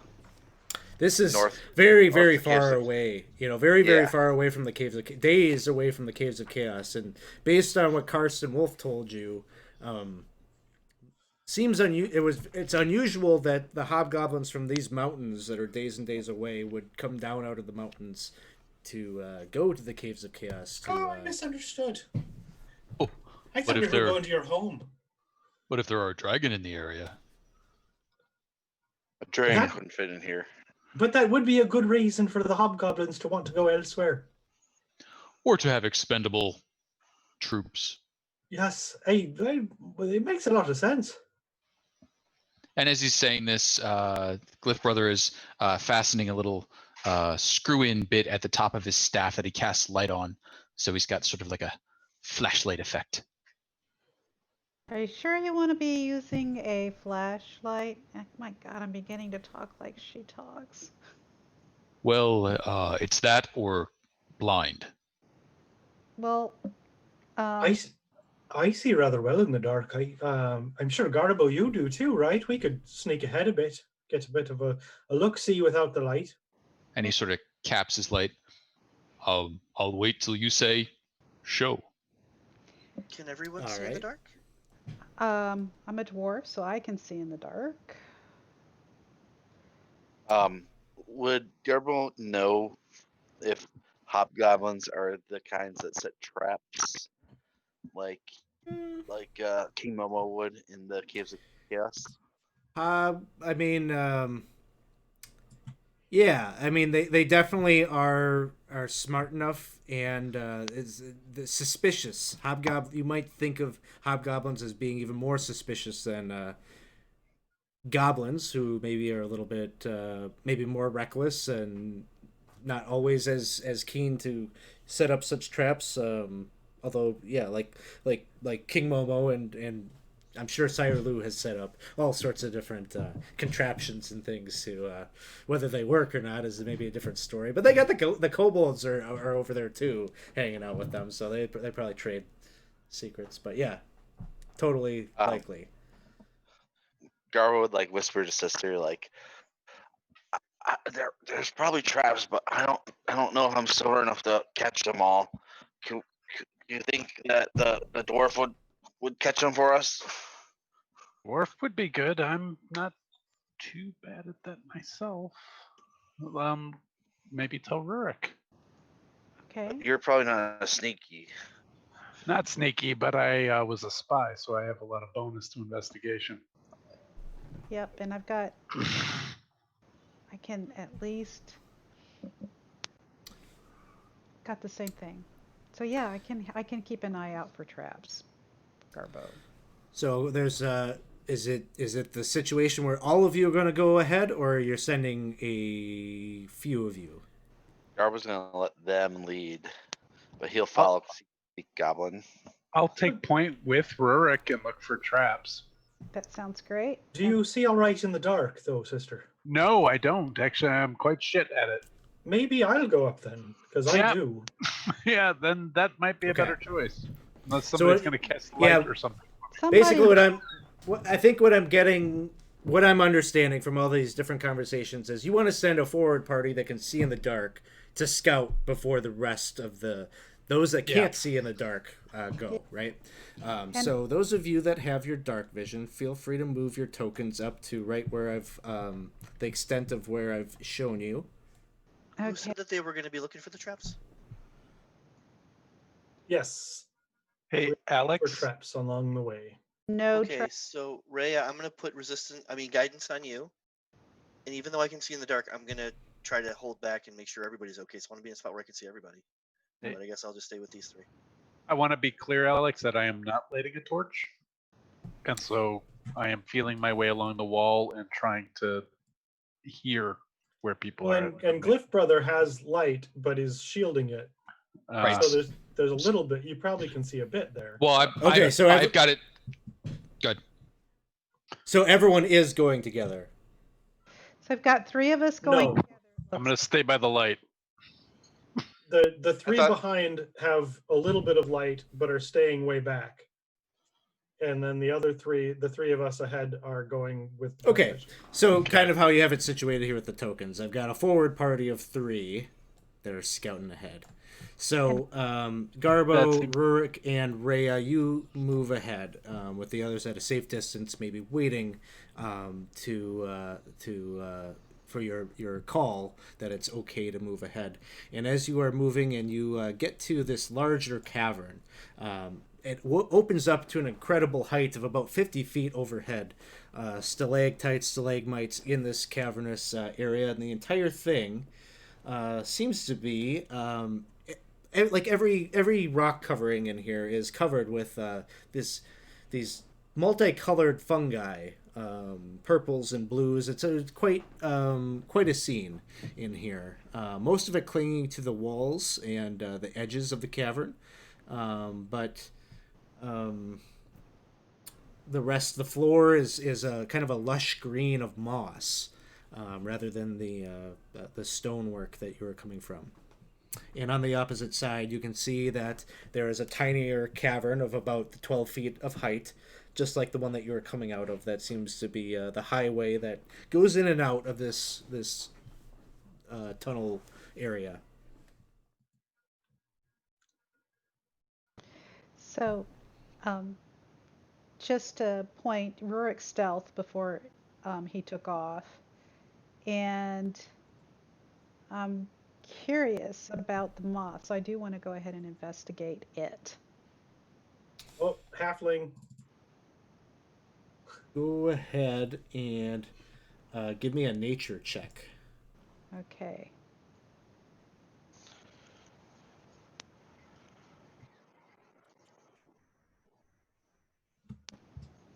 Okay. Let me know what you got. There's a number of rolls in there, so I'm not seeing the nature. I'm not seeing it either. I think it was a 5. But I haven't actually seen it roll yet. I don't see a roll, so go ahead and okay, well maybe it get was it somebody. in there. Oh, yep, okay. Okay, an 11. Whew, it is your lucky day, because that's the number that you need. So there are a number of most of the things in here, you're kind of glancing around. It's pretty mundane looking. Different mosses and things like that are very common in this type of an environment, but attached to a number of the stalagmites, the rock formations coming up. Is that stalagmites come up from the ground? Yes. Yes. Yeah. All right. So, and a number of them, there's this fungal growth, but a couple of them that you identify as shriekers, the type of thing that maybe be placed there, or grown there intentionally, as maybe an alarm or something like that. Okay. Guys, there's some shriekers out there. So how do we need to avoid them? Do you know what they are? What they look like? I really don't, but that sounds horrible.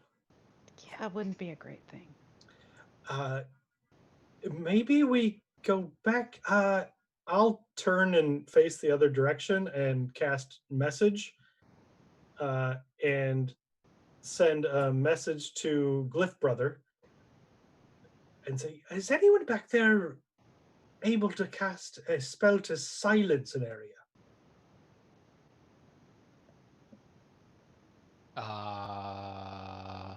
And he goes, is anyone here able to cast a spell that would silence an area?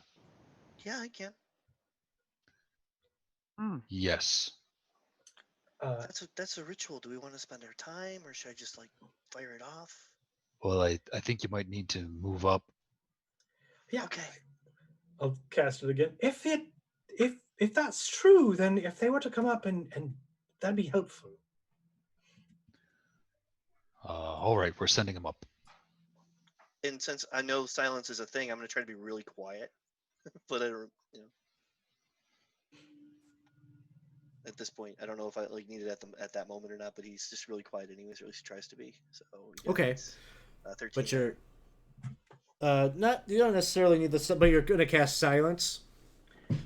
So Rorik says that those mushrooms about there, if you look, those are the ones that will apparently make a lot of noise if they spot us.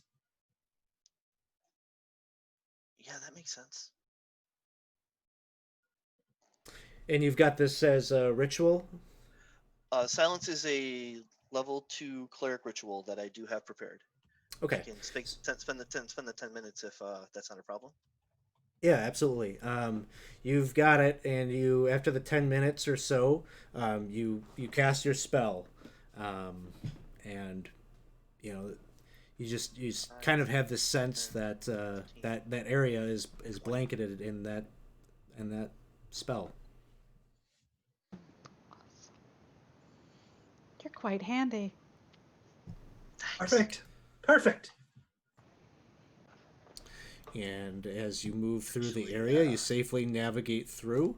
At some point, maybe you even see the little fungi have little mouths that kind of protrude from where the stalk is, and their tops, and they little mouths are trying and shrieking and crying, but there is no sound Nice that work. comes forth. Good eye, Rurik. I'd not have seen that. Well, it's touch and go there, but they did look really odd. It lasts about 10 minutes, but they might be aware of it, and that could be a problem. We better get moving. Oh, wait, are they smart? I have no idea. Or do I know? I thought they were just screaming mushrooms. They might be. What do I know about them? Make a nature check. I'll Like, use Rurik's was low enough that it wasn't much more than these are alarm thingies, but maybe you've got a better roll. Okay.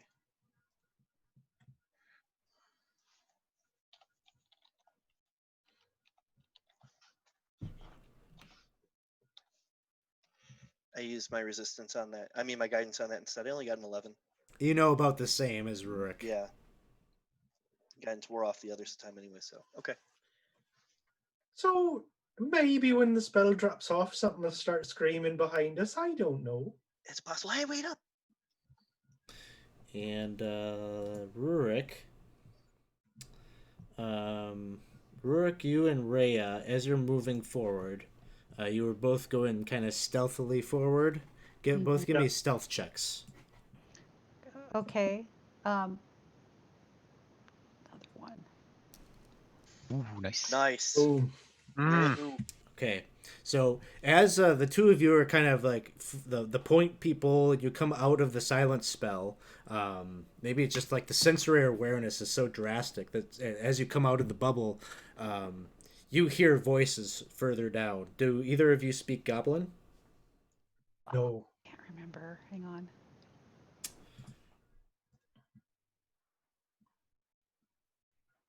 No, if it's not common or halfling, I have got no idea. So you can't pick out exactly what they're saying. Goblin voices, you're probably familiar enough with Goblin that you pick out what language it is, even though you don't understand it. But That's what Garbo sounds like when he's had a bit too much to drink. yeah, Can Garbo hear it too yet? Garbo, give me a stealth check.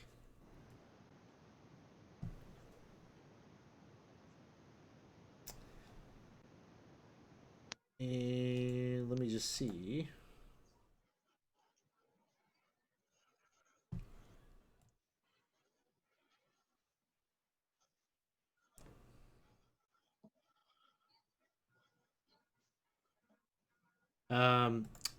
Nothing seems to react to you, but you're hearing you hear a voice to say, "Ugh, this is delicious." Common. Garbo would like a little bit drunkenly like make it look like he's eating like in the air. Hey, that's not helpful. You just look kind of silly. Are you saying they're eating? Are we playing charades? You hear another one say, "Oh, it's so much better than halfling." Then he would he would point at Rhea and be like, I'm Like- feeling like- a little uncomfortable with the way you're gesturing at me now. Listen, I'm not William. I'm not gonna smooch you. I'm not worried about you smooching me. I'm worried about them smooching you in their mouths for dinner. Shut. Oh. Oh, that- I don't think you understand metaphors. A what? Yep. All right. Let's move on then. Rurik, you might be peeking down there. You can see there's a little bit of torchlight. It's very dim, but as you're looking, you can see there's 5 hobgoblins there, and they all just seem to be like chewing something. They've got this kind of fleshy mass in their hands, and they're all just like biting into it, and like it's kind of got it sort of tears a bit. This fleshy mass. It looks gross. It almost looks like, I don't know, like hamburger meat that's been sitting out maybe for like 3 days or something like that. Just has that kind of grayish type of coloration to it. But they seem to be loving it, as unappetizing as it looks to you. They like it better than. Yeah. Okay, but they're very distracted. Um.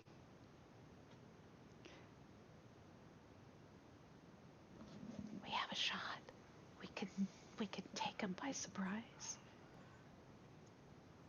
We're on the clock too. We should do it soon. Yeah, let's do it. All right. Well, let's do it then. Okay, is everybody coming up behind us? Hold on. I'll send him a message. And I will turn around and cast message back to Glyph Brother again and say, "We're about to pick a fight. You might want to come up." Oh, okay. And I'm just following Glyph Brother. Whatever he does, I'm following him.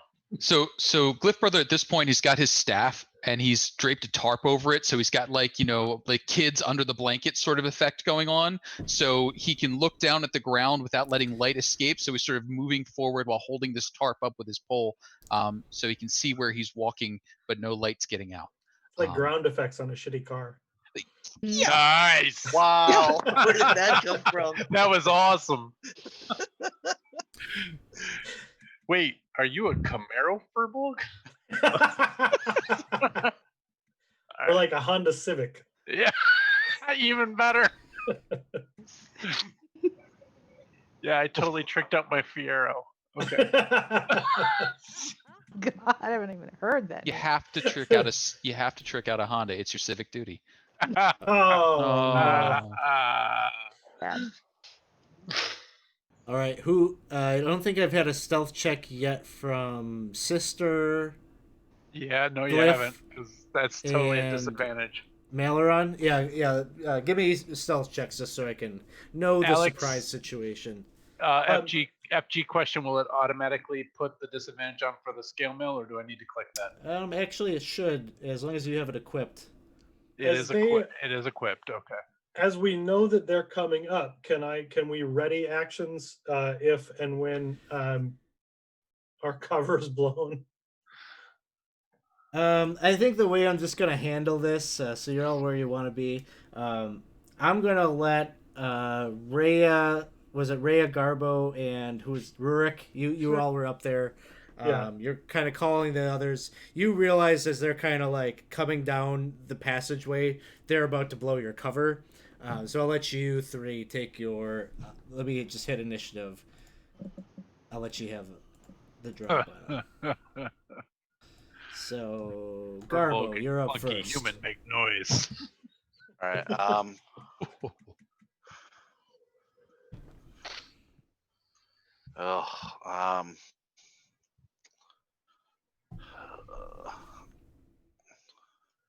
5, 10, 15, And you hear 20. as you're moving forward, you hear the one say, "I can't believe it's not meat."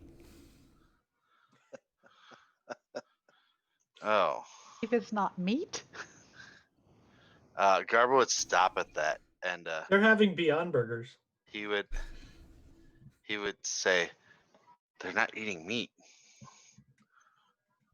What if they're civil?"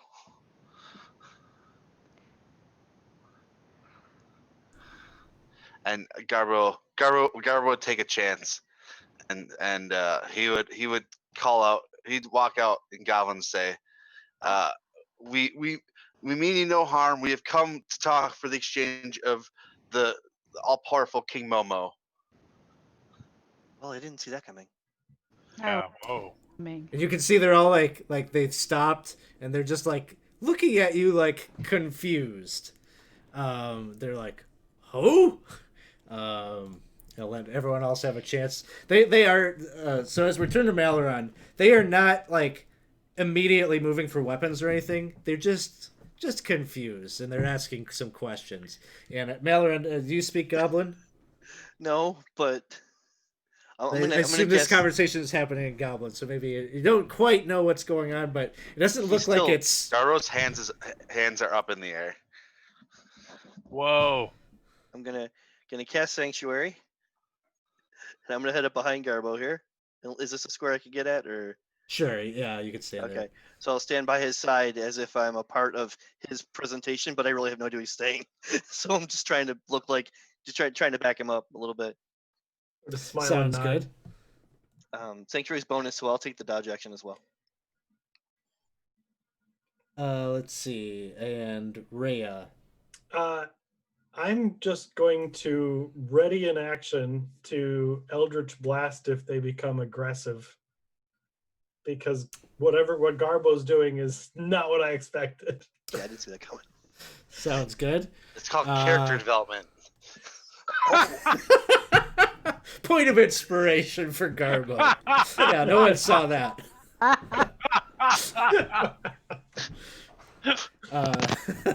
Rurik, it's your turn.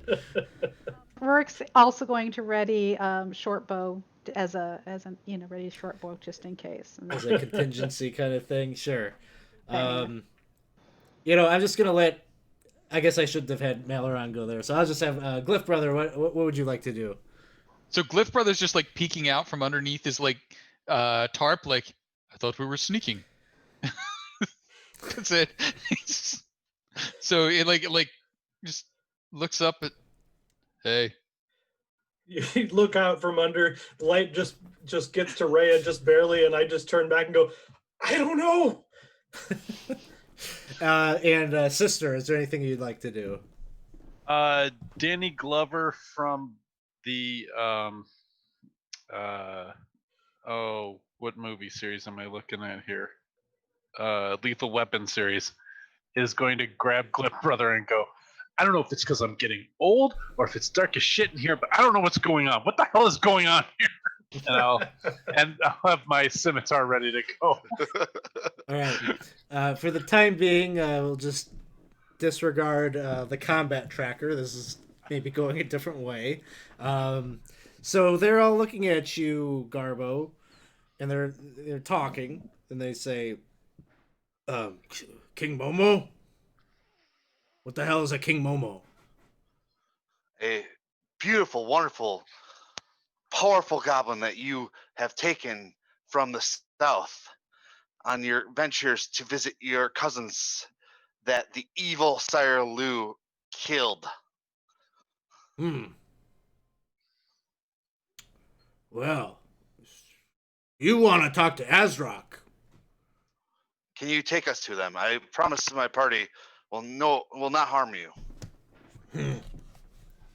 This is obviously all on goblins. Well, what's in it for us? You can see one of them is like gesturing his palm out. Huh? Garbo would dig in his bag and take out one of the gems he has, and just kind of toss it up in the air, and say that, well, if you take us to him, I can make sure that this might end up on the floor for you to take with you after you get us there. Okay. Just like this first gem that's on your party sheet? Yeah, the just labeled gem.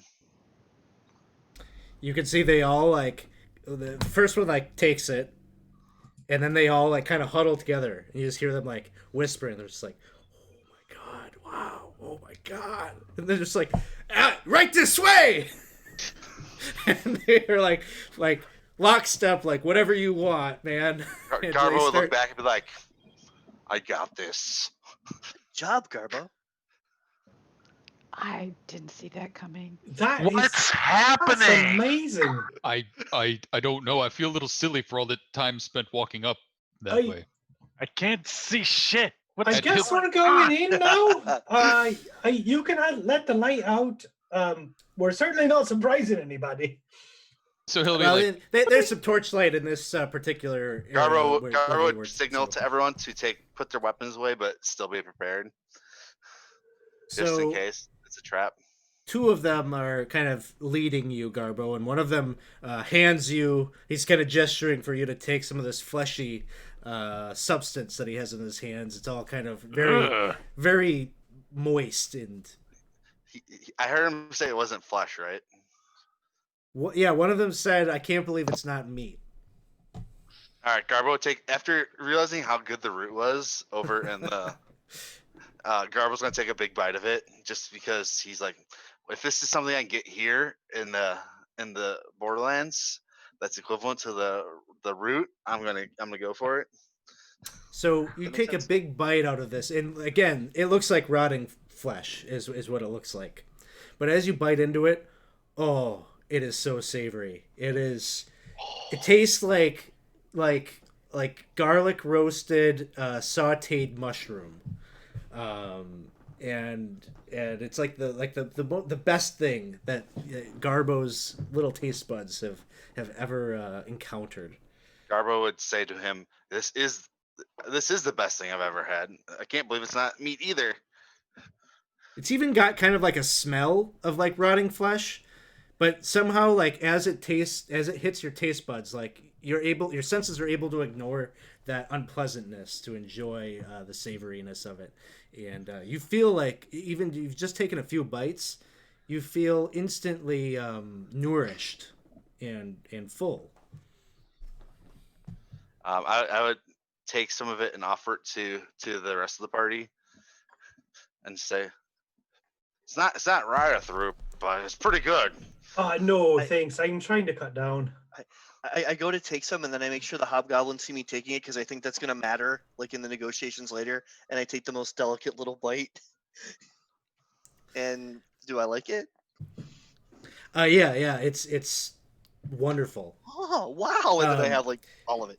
When I was in China, there was this thing that would be prepared on the streets called stinky tofu. I don't know. Have you ever heard of that? I have. Like it smells like garbage, and you could smell it from like a block away if somebody is like cooking it. But I've never tried it because I could never get over the odor. That's what this is. It's just so bad smelling and so unappetizing looking. But it's actually like the best thing. It's a fungus. This is a fungus that grows in that previous cave that just looks nasty, but is.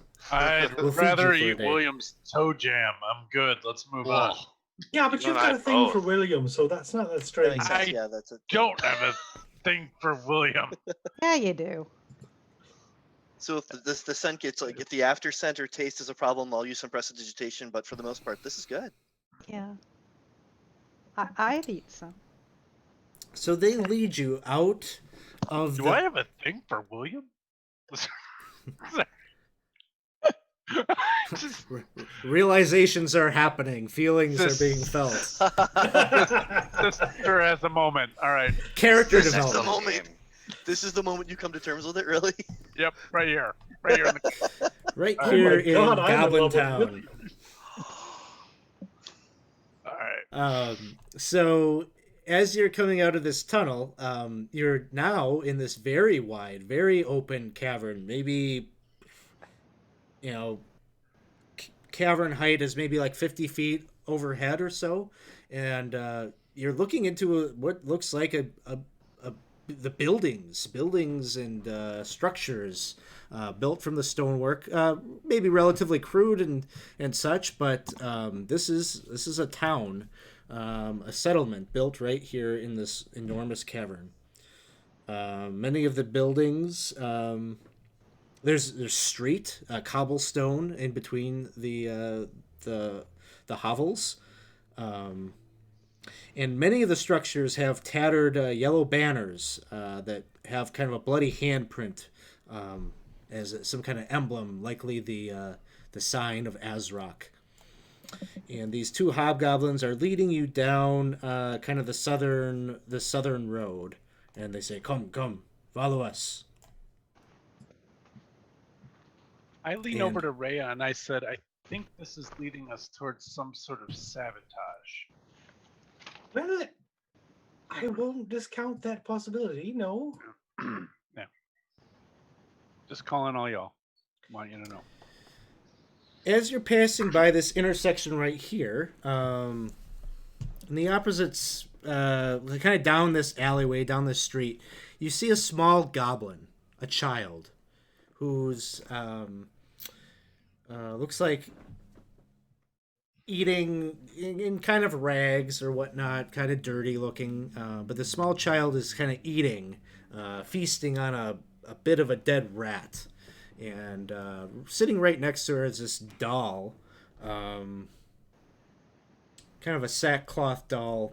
Its button eyes are kind of multicolored. One is red, one is blue, kind of disproportionate sizes. And she's kind of looks up curiously as you all are passing by, and sees maybe Garbo and is just kind of pointing at you, Garbo, not verbalizing anything but just pointing. And the hobgoblins, as you're looking, they're just like, come this way. Ignore her. I wave to the little girl as I pass. And So she's we're just- going by her right now. Yeah, she's like kind of in a kitty corner direction, just like in an alleyway, you know. Garber would like try to take a ration out of his bag and kind of throw it to her. Ooh, ooh, ooh. And she's just kind of like goes and grabs it and immediately starts devouring it as. But not like look at her, so the hobgoblins doesn't think he's weak or anything. Okay, they seem to ignore that. They just keep urging you, come, and they bring you down to this large building to the south here, and open the door and escort you in. On the other side, what you see is seems to be some kind of administrative building. There are rows upon rows of tables with goblins with quills that are writing things down on parchment.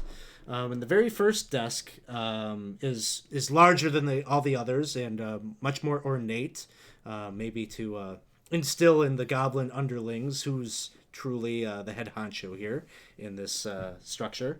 And there's kind of a wizened old hobgoblin with these half crescent moon like spectacles, one of which is broken and shattered, cracked, and the old hobgoblin like looks up and says, visitors. We don't get many visitors here. Step forward one at a time. What is your name? And he points at you, Garbo. Garbo! What is your name? It will tell us what your business here is Azrock's domain. I think they just call everyone Garbo until they know your name. Well, that is how I got my name from King Momo. Your name is King Momo. No. King Momo gave me my name of Garbo. Garbo. And where is it that you come from? From the Caves of Chaos. Caves of Chaos. And what is your business here? You went to the south and you took my precious, powerful king from our homeland when you were going down to visit your brethren that were slain by the awful Sire Lu.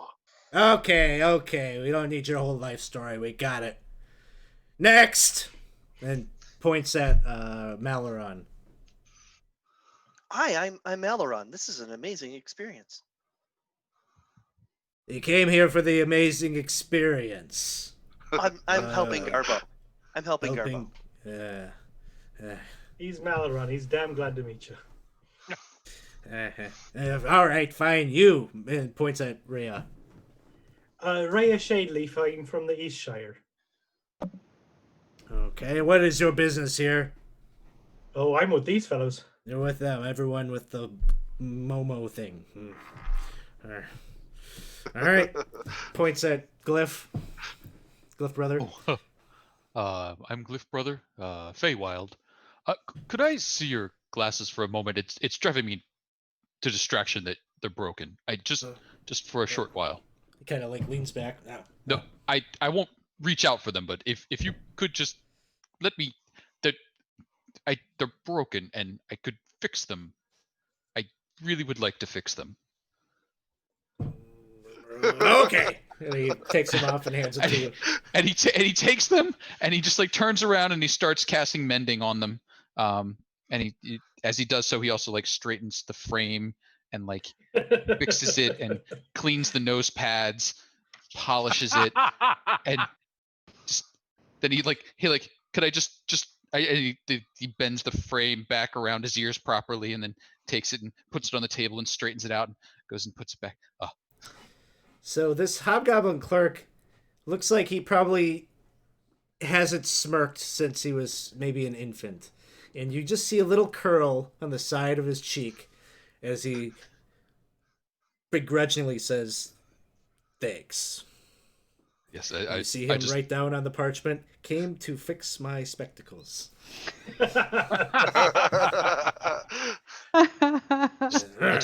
They were broken. You, dwarf. What? Name. Purpose. Oh, Rurik. Whatever they're here for. They have my food. Yes, we've all been called into servitude for a promise of more food. And you, sister. Or it points at sister. Did you have name tags? I didn't have a name tag. I'm here to keep the peace. What is your business in the Duchy of Karameikos? The what?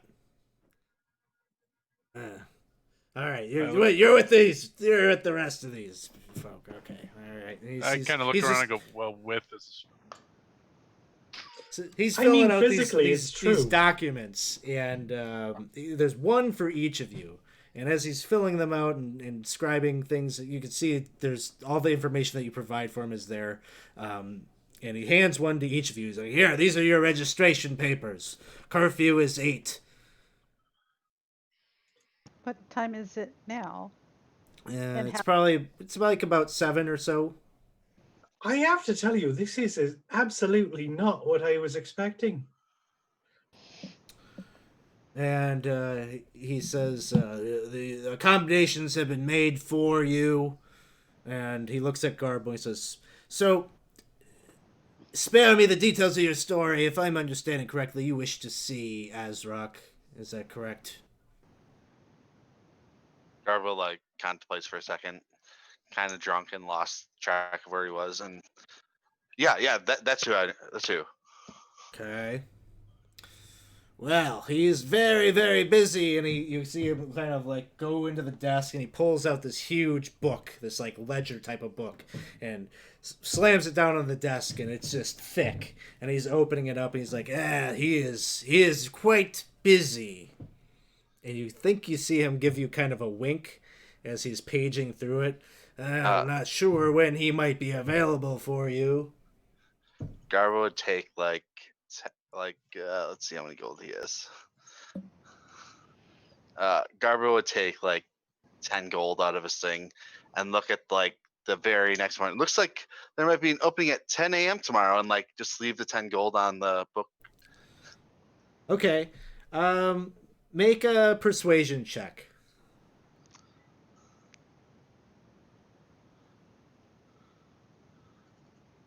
Here we go. He kind of gives you a dirty look. Ooh. But you can see him take the gold and he pockets it, and you hear him under his breath. He's like, "Fucking cheap son of a." He's like, "Yes, I guess 10 a.m. He's available." You're looking at the book and it's nonsense. There's not even there's no calendar in there. It's just a prop that he uses to elicit bribes.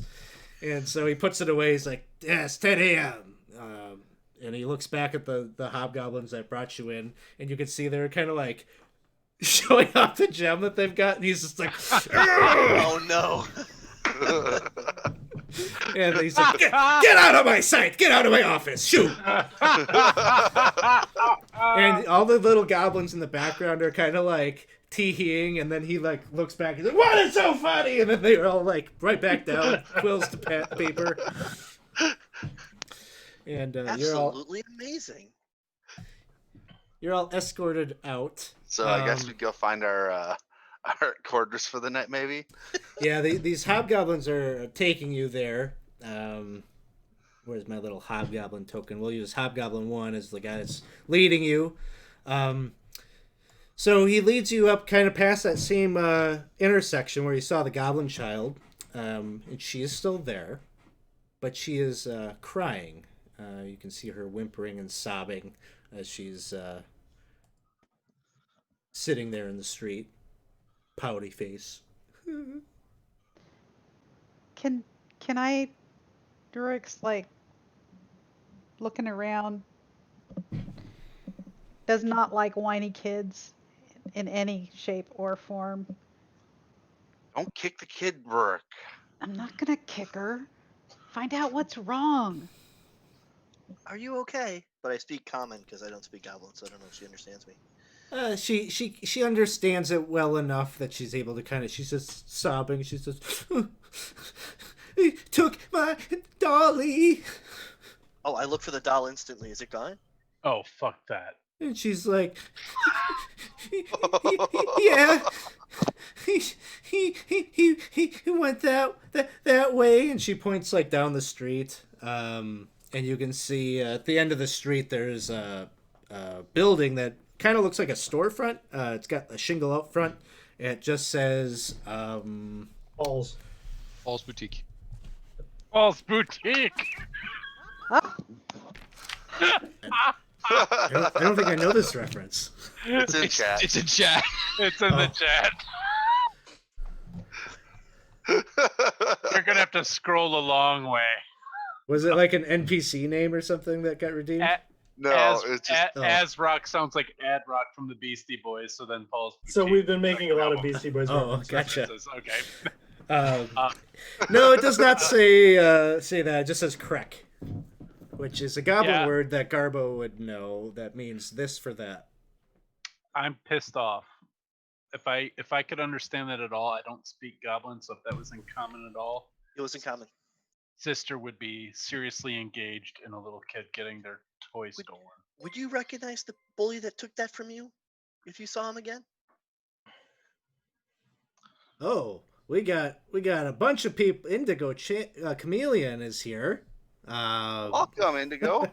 Yeah, thanks for rating. Coming and 43 joining us here. viewers, welcome.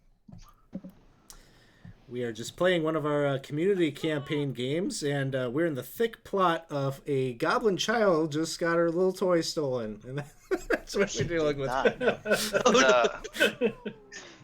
Would Garbo know enough about the goblin culture in this area to know if like this kind of thing happens a lot in the like King Momo's cave as well, where like if you have something that's not really yours, it just can get taken anytime? You're getting the sense that this is actually one of the goblins from King Momo's area. Oh. So this goblin being bullied by a hobgoblin is just like, that's what they do. All right, Garbo would be knowing that's not a hobgoblin would be on board with Sister. What would William do? Well, William would run and hide, but we're gonna go in and find this kid's doll. Yes, we are. I just want to acknowledge all the woos and the huzzahs that are happening. Thanks everybody for Huzzah. following and the subscriptions. That's awesome. Thank you so much. So I asked the little girl her name. She says Carva. Okay, Carva, let's see if we can go find your doll. I really like the eyes being different sizes on it. It was cute.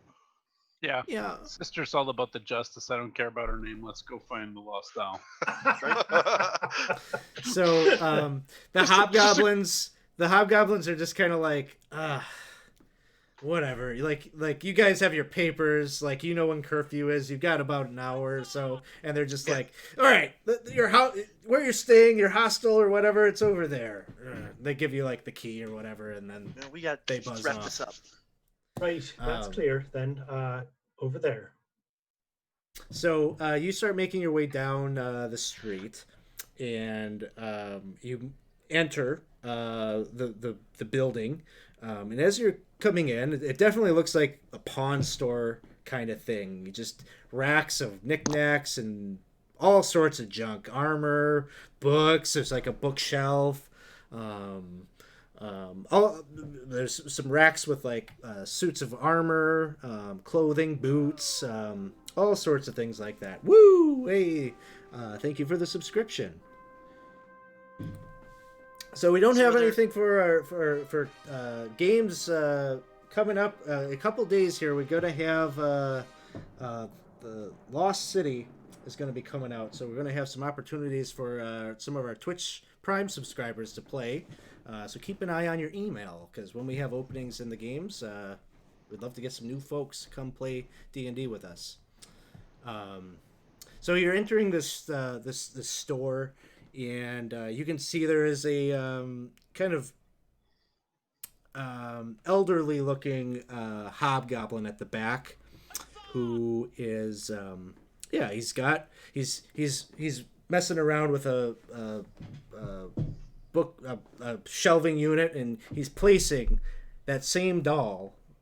Looks like he's already marked it, put a little tag on it with a price tag, and like put it up on the shelf. Well, how much is it? So you walk up and you look at the tag, and it says 2 gold. I'll buy it. While we're in the shop, is there any old empty scroll cases or anything that can protect my brand new hobgoblin assigned letter that I just got? Because I want to save this. Yeah, he's got cases and things like that. He'll sell you a scroll case for like a silver piece. Okay, so I was going to work that into the purchase, but we're already jumping ahead. So yep. So as you're dealing with him, he's like, scrolls. You like, you're a spellcaster. Yeah, I am, and I like dolls too. Well, that's the only doll I had was that one. He bought it, but come back next week. I'm sure I'll have more dolls. Well, you'll not have this one again. If it comes back to you, it's not for sale. You really should stop stealing from little girls. Why? It's so easy. 'Cause it's wrong! And because then I won't want to buy things like scroll cases from you. I mean, while we're here. Well, don't worry. I don't get any of my scrolls from little girls. No. Okay. So you can feel good about your purchases here. And he goes and he pulls off a scroll. He's like, this one right here. You speak the words that are printed on here, and you will bring forth a servant from the elemental planes for yourself. I'm usually into protection, but that sounds brilliant. Oh yes, whatever it is, it'll protect you very well. I do like fire. I mean, stop stealing from little girls, though. Okay, let me see it. And he gives it to you. If you want to verify the authenticity of it, you can do like an Arcana check. Or I could find somebody in the party that can do an Arcana check. Does anyone want to check my scroll for me? I've got no idea. All right, I will cast guidance before I do it then. Sure. 20 plus. Plus Arcana is 2. Oh, look, a whole +1. I'm up to 10. Hard to say. From your eyes, like you definitely have seen. You were on the Isle of Dread, and you've seen some like elemental runes. I think even that one room where you're trapped down there with the slot. So like, there's some similarities to those types of things here, but you're having a hard time with it. He says, just 1,100 gold. Oh, here's your scroll back, sir. Oh, too much, huh? Well, I got other things. Maybe something more in your price range. Okay. And he goes over to the rack. He's like, are you interested in armor? Nice chain shirt. He pulls up a chain mail shirt, and it's kind of got a glow. He's like, it's crafted in the Feywild. This is mithril shirt. It glows. Moon. Huh? It does glow. Yes. I mean, it's very pretty. I'll give you that. Mhm. What does it do? It Garbo would go up to Rourke. glows. Looks counterfeit, doesn't it? Yep. And what does a goblin know? Nothing. That's grim. Strange place to not work with goblins. Just trying to figure it all out. How much for the shirt? This 1,600 gold. How's that lower? Oh That's yes, not you're lower. right. You're not new. Opposite way. No, bad Go to choice. the other side of the counter. Bottom shelf. Okay. And he goes over another shelf and he pulls up a blowgun. He's like, this. 2,500 gold. That's No. the other way. 115 gold. Huh? That's different. Yeah, much lower. Budget item. What do you think of that? This is a blowgun, but its real power is it can help you find the way out of situations, namely stairways going up to the surface. Also, it blows darts. That seems like a bonus. I'm not Surprised they added I'm not that sure in. which part is a selling point, so I tell you both. That makes sense. I'll buy No it. good? Really? You want What? this? Aha! Okay, I'll even throw in guarantee I will not steal that doll a second Good. time. That's Where is the doll? I bought it. It's in my hand. Okay, never mind. I missed that. Sorry. I'm going to cast prestidigitation on the doll and clean it up. Oh. Yeah, you clean it up, and you're probably noticing it. Rurik, you definitely notice that its eyes are actually gems. Mm-hmm.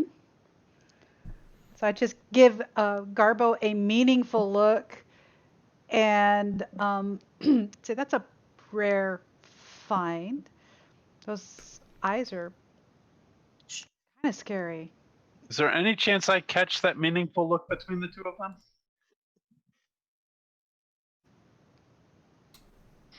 Meanwhile, I'm keeping I don't the know. Give shopkeeper me an busy. insight check. Meanwhile, I'm keeping the shopkeeper busy. I'm like, do you have anything in faith, cleric, say 100 to 500 GP in this middle area? And I'm trying to point at the part of the shop that I think would be that. Like, Oh. seriously trying to distract him at this point. Oh yeah, he's And- like, oh, And hoping to find what I'm looking for. He shows you a few other things. He's like, this. He pulls out a helmet. He's like, this. You wear this, you will understand all languages. All languages. That would be very useful. I mean, I This- could maybe use that. Yeah, 500 gold. Hmm. It's good, solid. Also, protects your head. If you bump, So- you're adventurer, you're crawling around in dungeon, sometimes Well, low it's ceiling, your poof. head, too. Yeah, This two guy has things. mastered the upsell. Well, if it protects your head too. Okay, you have a deal. Aha! I knew it. It's 500 gold. He'll show you. He pulls out a rod. He's like, look at this item. This item. Maybe more for you. And he looks at Rhea. He's like, this will allow you. I feel it. He's like pulling it up to his ear. Yes, it's calling for you. It wants you. Just 275 gold. It will increase all of your powers. Wow. In what way exactly? Up! More powerful! Better! All right, I get all of that, but I'm going to need some specifics. I don't know. Why don't you... Here, you listen to it. Meanwhile, just Belron's put take the it, helmet take on, it. and he's like, "Should I have asked for specifics?" I'll take it. Who's your No, patron? I listened to it. It's a hexblade. Okay. You just kind of feel like, essentially this is a rod of the Pact Keeper. Oh, okay. However, I could communicate that to your Yeah. character. You just feel, maybe more in tune with the source of some of your energy. Well, sure, I can feel it. It's tied to my blade a bit. He says, 275 gold. Knock off 2 gold for the doll that you stole from the kid, and I'll buy it. Okay. Sold. Have you any swords here?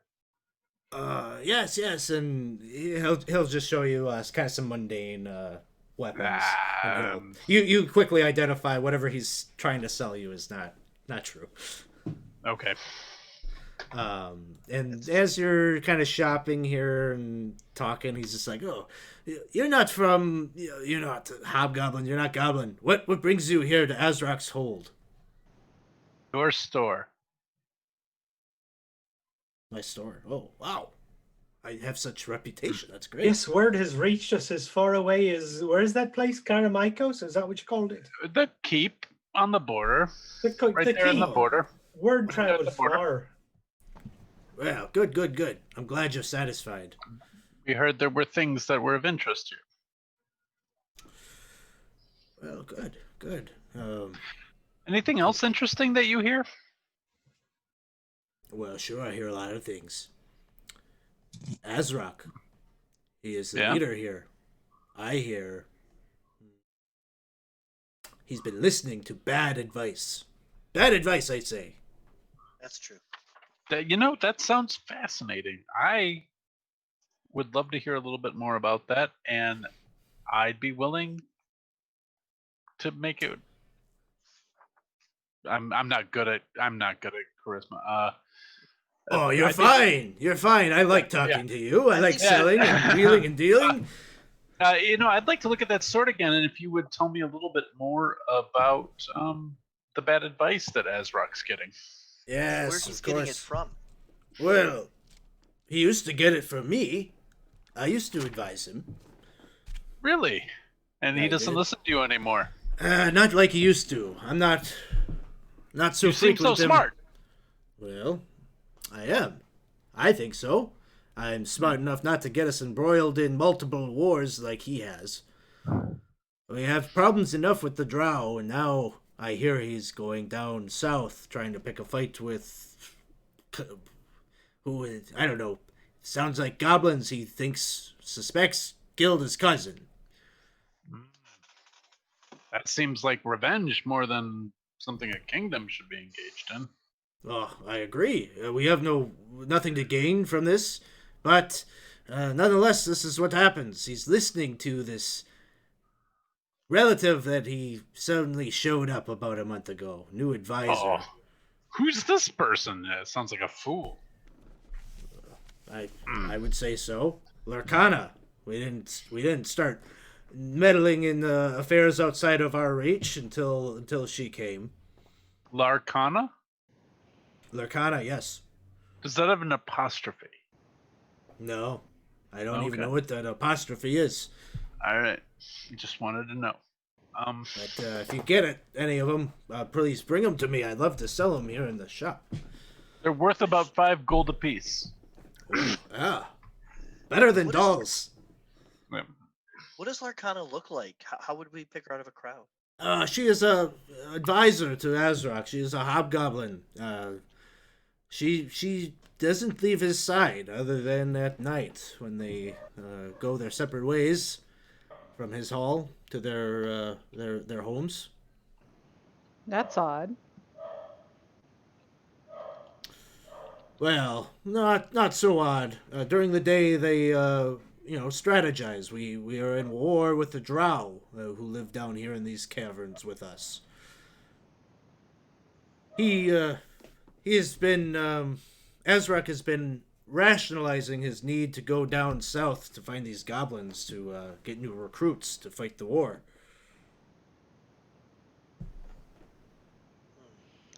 Well, it seems a lot of trouble to go to pick up cannon. I agree. So I guess I misunderstood when you said that Larkana, that he started listening to Larkana, that perhaps there was something enticing. about Larkana that might make him listen more carefully to her words than yours? Just that she's Relative. relative. Hmm. I How long don't she- buy it. I have been advising him all my life.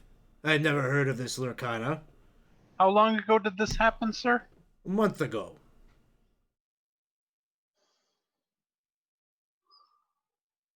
Interesting. And so you hear some bells ringing outside, and he says, it sounds like curfew is just about up. I need to close up. I need to ask you all, please leave now. Alex, before we go, I want to memorize everything in the store. With my keen mind trait. Okay. And I try to get in one more question. I ask him how far away the Drow war fight is. 'Cause He Valorant tells you they've overtaken like the old city, like into the southern parts of the caves. He'll tell you like in recent times there was like an seismic activity or an earthquake that happened that kind of brought some of the cavern down and sort of separated the two areas of the city. So they're somewhat insulated from one another, but since the Drow have moved in, it's been an objective of the Hobgoblins to root them, get them out. They've lost control of that sector of the city. Coralon blesses your fight. We don't like Drow. And he says, I thank you. And you head out onto the streets, and Is the little girl still there? Can we return the doll? Yeah. you return. Yeah, you go and you return the doll, and she kind of scurries off. You can all Before- make maybe a perception check at this point. Okay. I was gonna say, before we returned the doll, would we have had a chance to look at it more closely?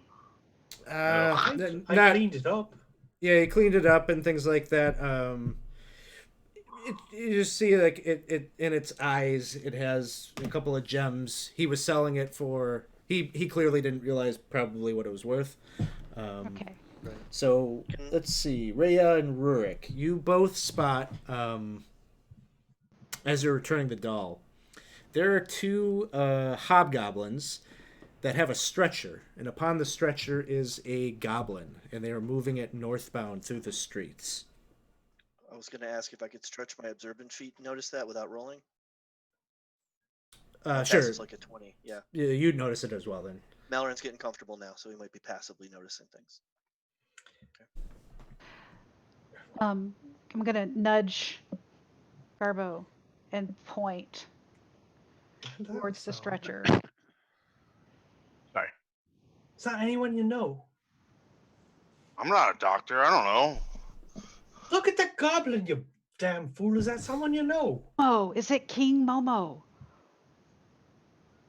I don't Garbo, really it's, see anything. it's definitely not King Momo, but I'll head over it's there. possible you recognize them from home. It would be a goblin from the Caves of Chaos.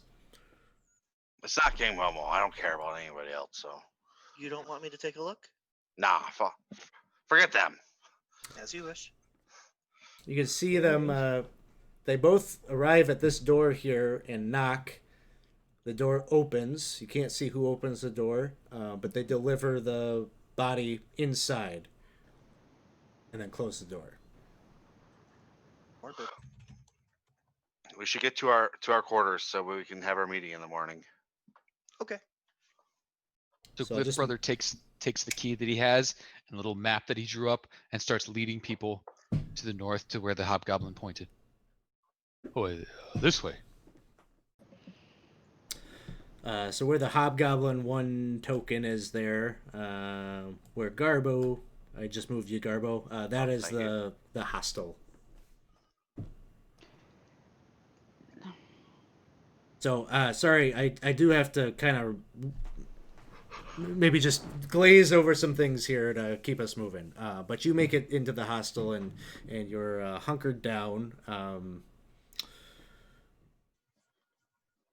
Throughout the night, you can have any conversation you want to about what you might do the next day. You do have this appointment with Azrock at 10.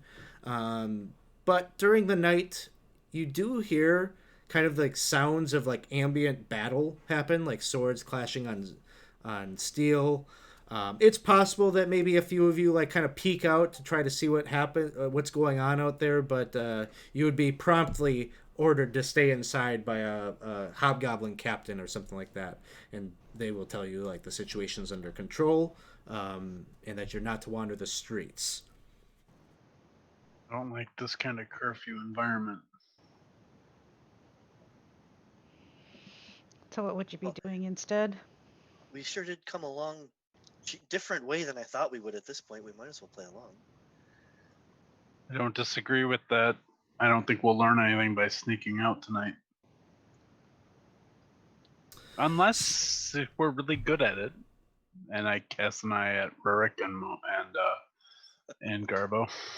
So are you gonna like help me catch some sleep during the day? Not sure how I would do that, but Me either. I mean, what do you think we could learn? I mean, I don't know. I don't know. Why are they keeping us curfew though? Why are they keeping us curfew? I'll step away for a second. I'm gonna grab something and then I'll hear what you have decided when I get back. Sounds intriguing. Something. It's the other wandering monster. Miniature hits the table. By the way, guys, this is much more fun than killing everybody. So I had no idea. All right. I think if we're under curfew, then there is something happening at night, and I think somebody should go out. I don't think it should be me because I have a disadvantage on stealth. But I don't think there's harm in some of us going out there and taking at least a look around because people don't curfew. Unfortunately, Rook's got a point. Whoever goes out isn't getting a long rest. Did both our rogues took a big hit from the blue dragon, right? Yeah. Yep. Shit. I'm a bit steagy myself. I could take a look. Oh, did you get hit by the blue dragon? Nope, I did not. Well, maybe you're the best option. Or we could send the Furbolg out. That seems wise. I don't have the stealth, and I'm down a couple spell slots. But if it has anything to do with Drow, Melron wants to know about it. So you can talk. I also have not expended any spell slots I haven't already recovered. That might be the best choice then. I am hoping to get some sleep, but I should be all right. I'll stay awake for you either way.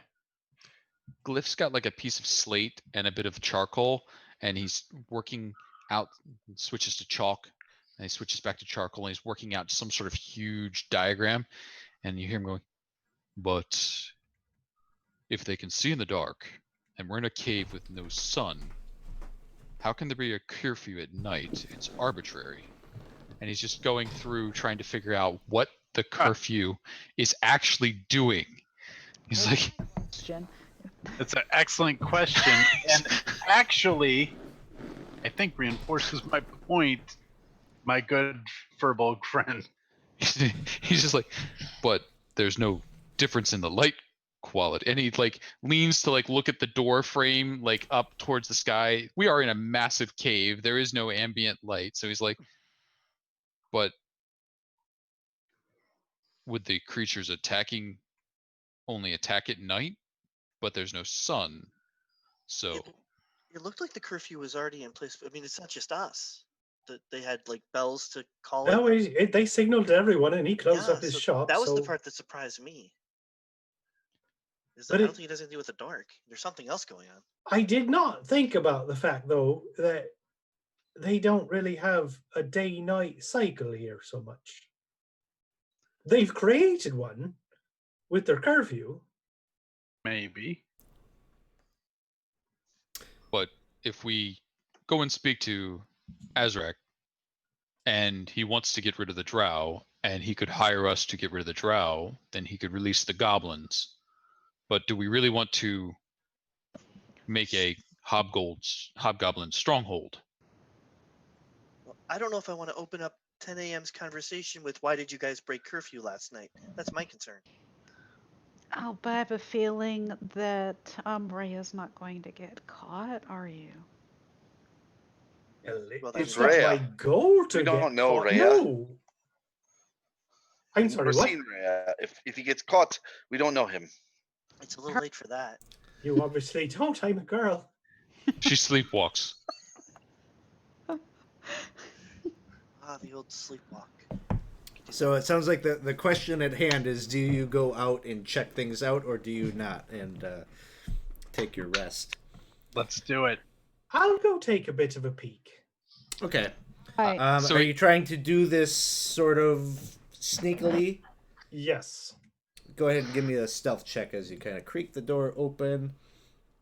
All right. And you kind of maneuver around the streets, and doesn't take you long to see these kind of demon-like things fighting in the streets with the hobgoblins.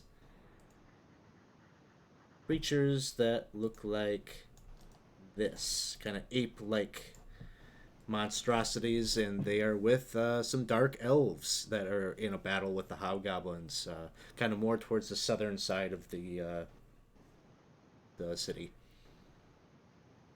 My goodness. Logoths. It seems that they've got it kind of under control.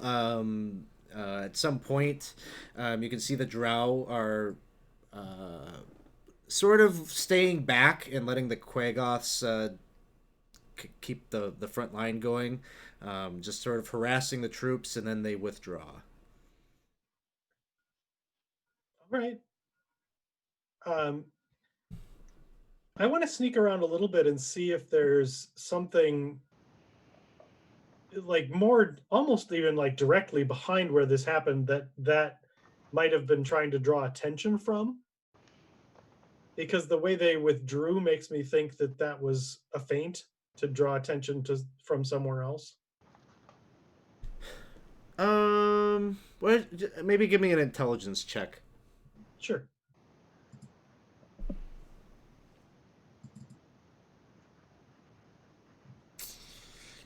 It's not evident to you as you're kind of looking around, and you're maybe expecting there to be some kind of that maybe this is misdirection or something. It's just not evident to you what their objective was.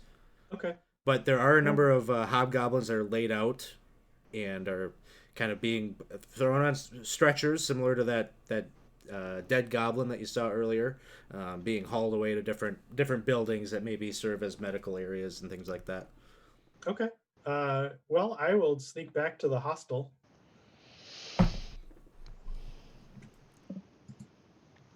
All right. And relay what I saw. And I'm not familiar with that creature, so I will use prestidigitation to make a small illusion of it in my hand to show everyone what it looked like. What? Oh God. Do we any of us recognize it? I'm gonna say no. It looks gross. I'm going back to sleep. Cave yetis. Some kind of like string bean ape thing. I saw there were apes on the island, and it looks sort of like that, but skinny, pale. So And in the service of the drow, huh? Yes, I suppose I didn't really observe enough to know if it was an ally ship or if they're pets. I don't really know. Okay. so But we. Good. go ahead. But we have confirmed that there are drow attacking. So.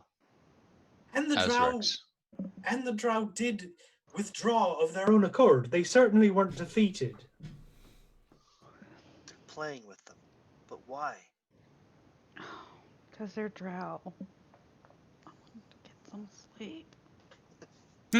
I get quieter, increasingly quieter.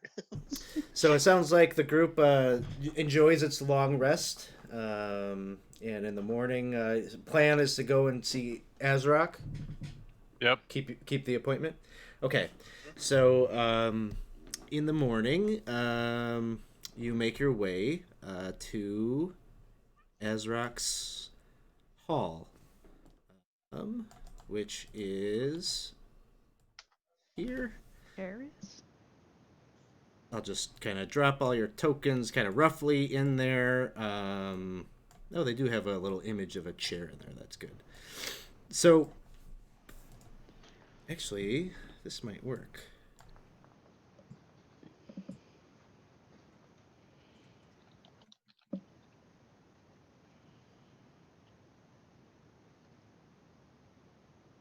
Sure, let's do this. Okay. Wah! I'm gonna move some things around because I didn't know how this. I wrote this a little differently than they ever presented here. Let's do like that. Okay. So you come into this hall, where you can see Azrock, this large hobgoblin, is seated on this throne of bleached skulls. At his feet, on either side of him, are these huge wargs. Each seems to be gnawing or chewing on some kind of humanoid bones. He's maybe kind of caressing one of them, petting it. I don't know, lovingly. Whatever, whatever sentiment a hobgoblin has for its warg companion. All right. And he sees you all enter, and he says, "Welcome to Azrock's Hall. I am pleased to accept the guests of this keep of Karamikos, where you come from." He says, "Please come closer. There's no need to be. Let's get to know one another." And you can see that there is another hobgoblin in the room. Who is there's all sorts of other entities in here. 2 bugbears, 4 hobgoblins, like 6 other goblins. They're all kind of standing around as sentries, as private kind of guard here. But there's one that is clothed in a kind of more like traveler's clothes, not armored, and she holds a staff and a necklace of pearls. Just has a different, more of a studious kind of look to her, and she kind of presents herself, moves out in front of her liege, and she looks at you all, and she says, Azrock will accept you and gives you the gift of his grace and his welcome. Please present your tribute now. I'm going to first make sure I activate comprehend languages on my helm.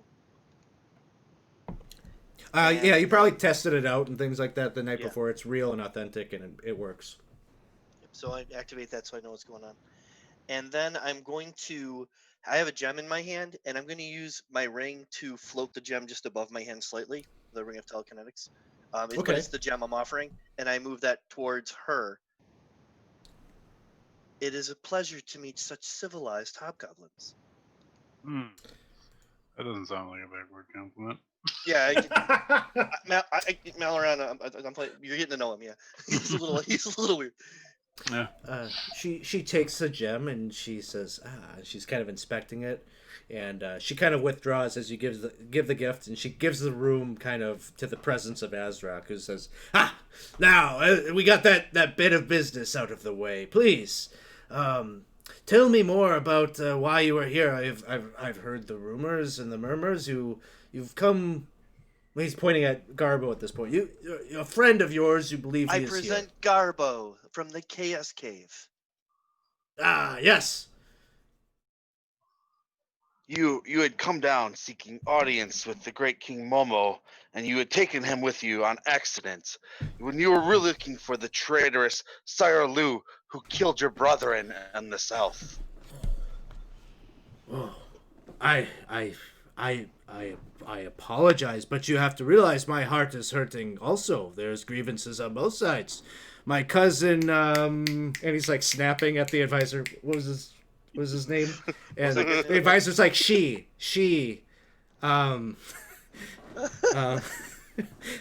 her name was Flarg. He's like, yes, Flarg was killed, and I am in grief. And so it is only right by our culture and our ways that I go and take some of your kind to heal this wound. We have much need of of troops. You see, we are in a war. A war with who? Well, with the Drow, and we must keep the troops coming and going. We must keep the battle at their doorstep. We must retake our land, our home. And you can see Lurkana is like nodding like the entire time. Do we believe what let's he's get into saying? I I don't know. would like There to. a couple of voices there. I felt like there was a question, but I didn't quite catch it. Do we My- believe what he's saying? My question was. Do you believe what he's saying? Garbo, give me an insight check.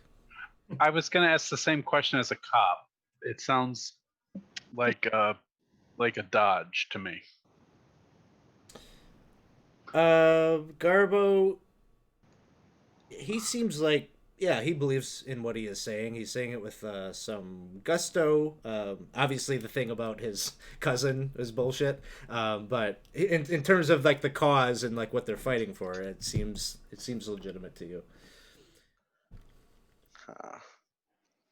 Sister, you wanted to ask a question?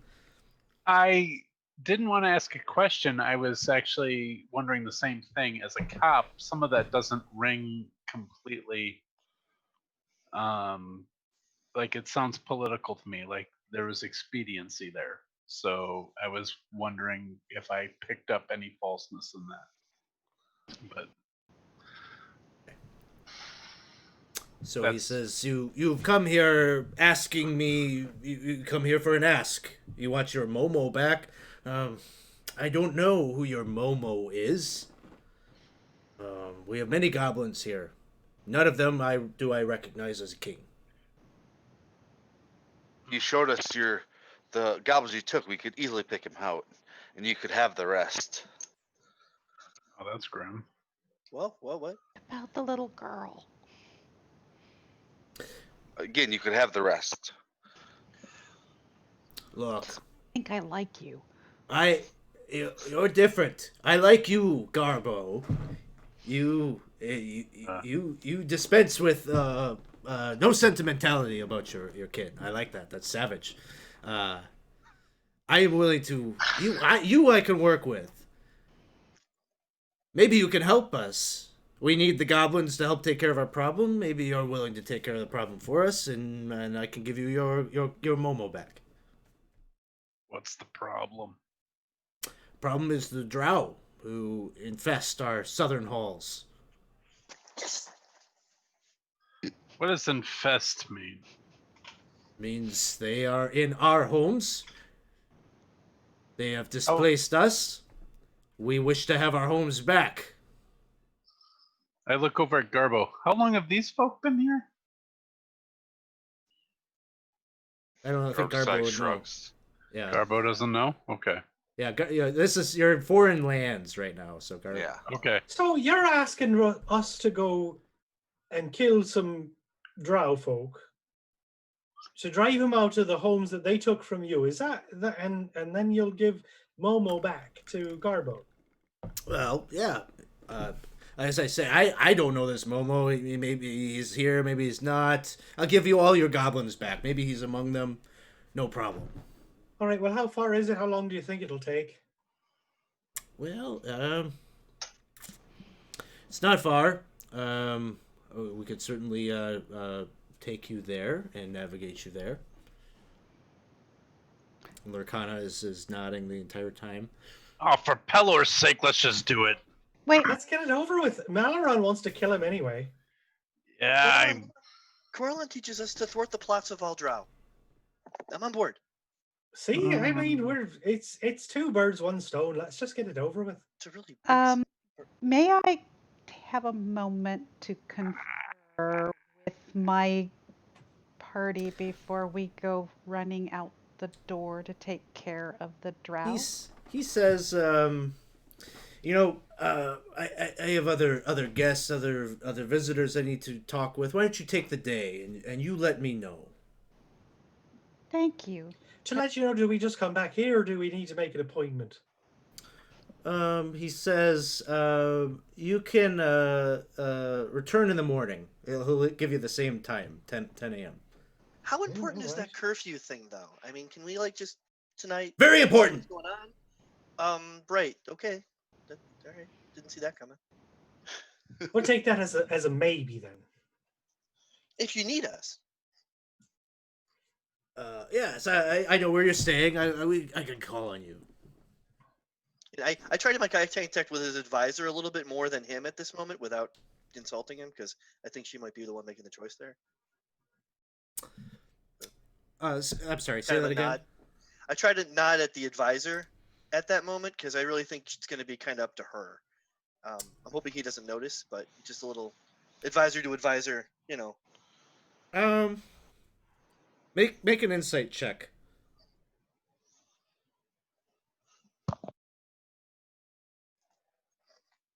Hey, an 11. She just kind of like stares blankly at you, and you're not sure that Yeah. she's picking up on any cues.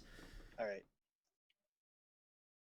So you all are kind of like escorted out of the hall and left to relative privacy. You think out on the streets. Okay. How does fighting the draft exactly, other than clearly floating Maliron's boat, get us any closer to our objective for being here? No offense.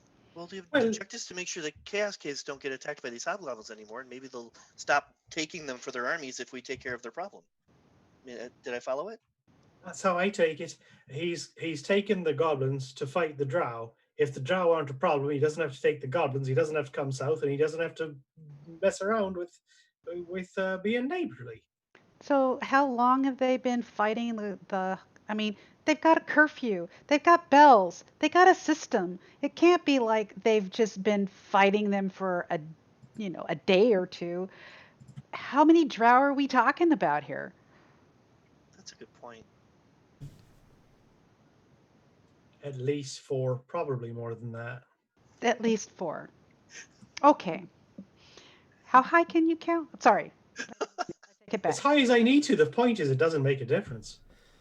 Yeah, kind of does because, I don't know how long you can hold out against an army of drow that might be replenished daily from the depths of the We Underdark. obviously can't kill all the drow, but we only have to kill enough drow to convince Azarak that we've killed enough drow. Yeah, How hard can that be? and then Azrak still needs the goblins to come back at some particular point. Oh, and maybe the humans in the keep too. I say we take out the hobgoblins. Well, he's tasked us with driving the drow out of the homes they've taken over from the hobgoblins, right? So when that's done, that's done. Okay, well, I'm okay with doing both. No offense to you, Garbo. I'd bet money that Garbo does not care. no, but Garbo wants Momo. Once Momo is back, I don't care about We can anything. play the game to get Momo first, and then worry about the implications. If we have You a all small see, army at as our you're hands, talking out in the streets, you see another stretcher with a goblin being delivered to that same building. This time, kind of from this western tunnel over here, down the street, and to this building right here. If Same that's kind of thing. They knock. They bring it inside the building. Must be like a pretty quick moment that they drop it off and then they shut the door and leave. If that's some kind of a hospital, that might be helpful. And if it's some kind of a ritualistic, horrible thing, then maybe we should look into it. Let's see. Rhea, you were out the night before. Yeah. You saw hobgoblins go down. None of them were taken to that building. They were Okay. taken to different buildings. Well, it's not their typical hospital room. The injured hobgoblins were taken elsewhere. Commissary? Maybe we want to have a look there. It could just be as simple as a incinerator. I mean, they don't place much value on goblins. Well, that's clear. So Glyph will do a loop of the building, Are there chimneys, sewers, connections to help deduce what might be going on in there? Drains with goo running out? Nothing like that. There would be like maybe some shuttered windows, like things that are shuttered from like the inside or closed windows. Bringing people out. Yeah, let's say that there's like a cooking chimney on it. Maybe there's some natural ventilation from the cavern or something that takes care of that. But yeah, from the outside, there's nothing nefarious about it. So, is the door look solid? Like no window? No window. Wooden door. Does look like it has a lock on it. So he'll walk up and he'll knock the same way they knock, and then wait. Okay. It is early morning. You knock on the door and there is no answer. Didn't a stretcher just come through there a few minutes ago? They dropped something off and then they came back out, just like they did the previous day. Oh, they opened. I'm sorry. I thought they knocked. So someone opened it. They did. That happened on the previous day. Sorry if that wasn't clear. Today they went in seemingly on their own accord. Ring of keys, open up the door, go in there, drop something off, and then they very quickly exit the building. So, can I try and pick the lock, if lock there is? Sure. Give me that thieves' tools check. Glyph will look casual and occupy space on one side of the door. I'm gonna take a look around to see if anyone's watching, or if I recognize anybody, especially the little girl. Okay. Malaron, give me a perception check at the same time that Rurik is... Oh, there's a 2. Glad I participated.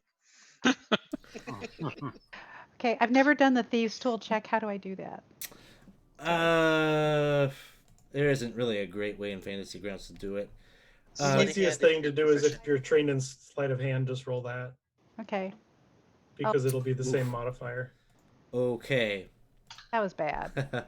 So the perception check doesn't see the wave coming around the corner, and Rurik, you're sitting there fumbling with the lock as two hobgoblins round the corner, and they both have like clubs at their side. They both grab their clubs and kind of point them at you, and they say, "What? Step away from there!" Oh, okay. What are you doing? And the one like kind of gets real close to you and is kind of pushing its club into your chest. We saw a drow running here. Yeah, what he said. In Lorcana's residence here, you saw a drow running there. That's what we saw. Sister, make a deception check. Oh, that's what I'm good at. Oh, actually, I'm not bad. Oh. Nice. Okay, Clutch. so they both are like in disbelief, but they're How like, long ago? but they're both like, all right, tell you what, if I'm going to go in here and I find out there's a drow in there, you can go. Otherwise, you're all coming with us. You better take me with you. Seems fair. And they go, and the one has keys, and key ring opens up the door, and door opens up, and it's just a horror scene on the inside of this building. You can on the inside of the building, bodies of goblins are just laid out, all of them, their scalps ripped open, and just like blood everywhere. It almost looks like there's brain material just spewed out everywhere. Both hobgoblins just... Look what the drow did!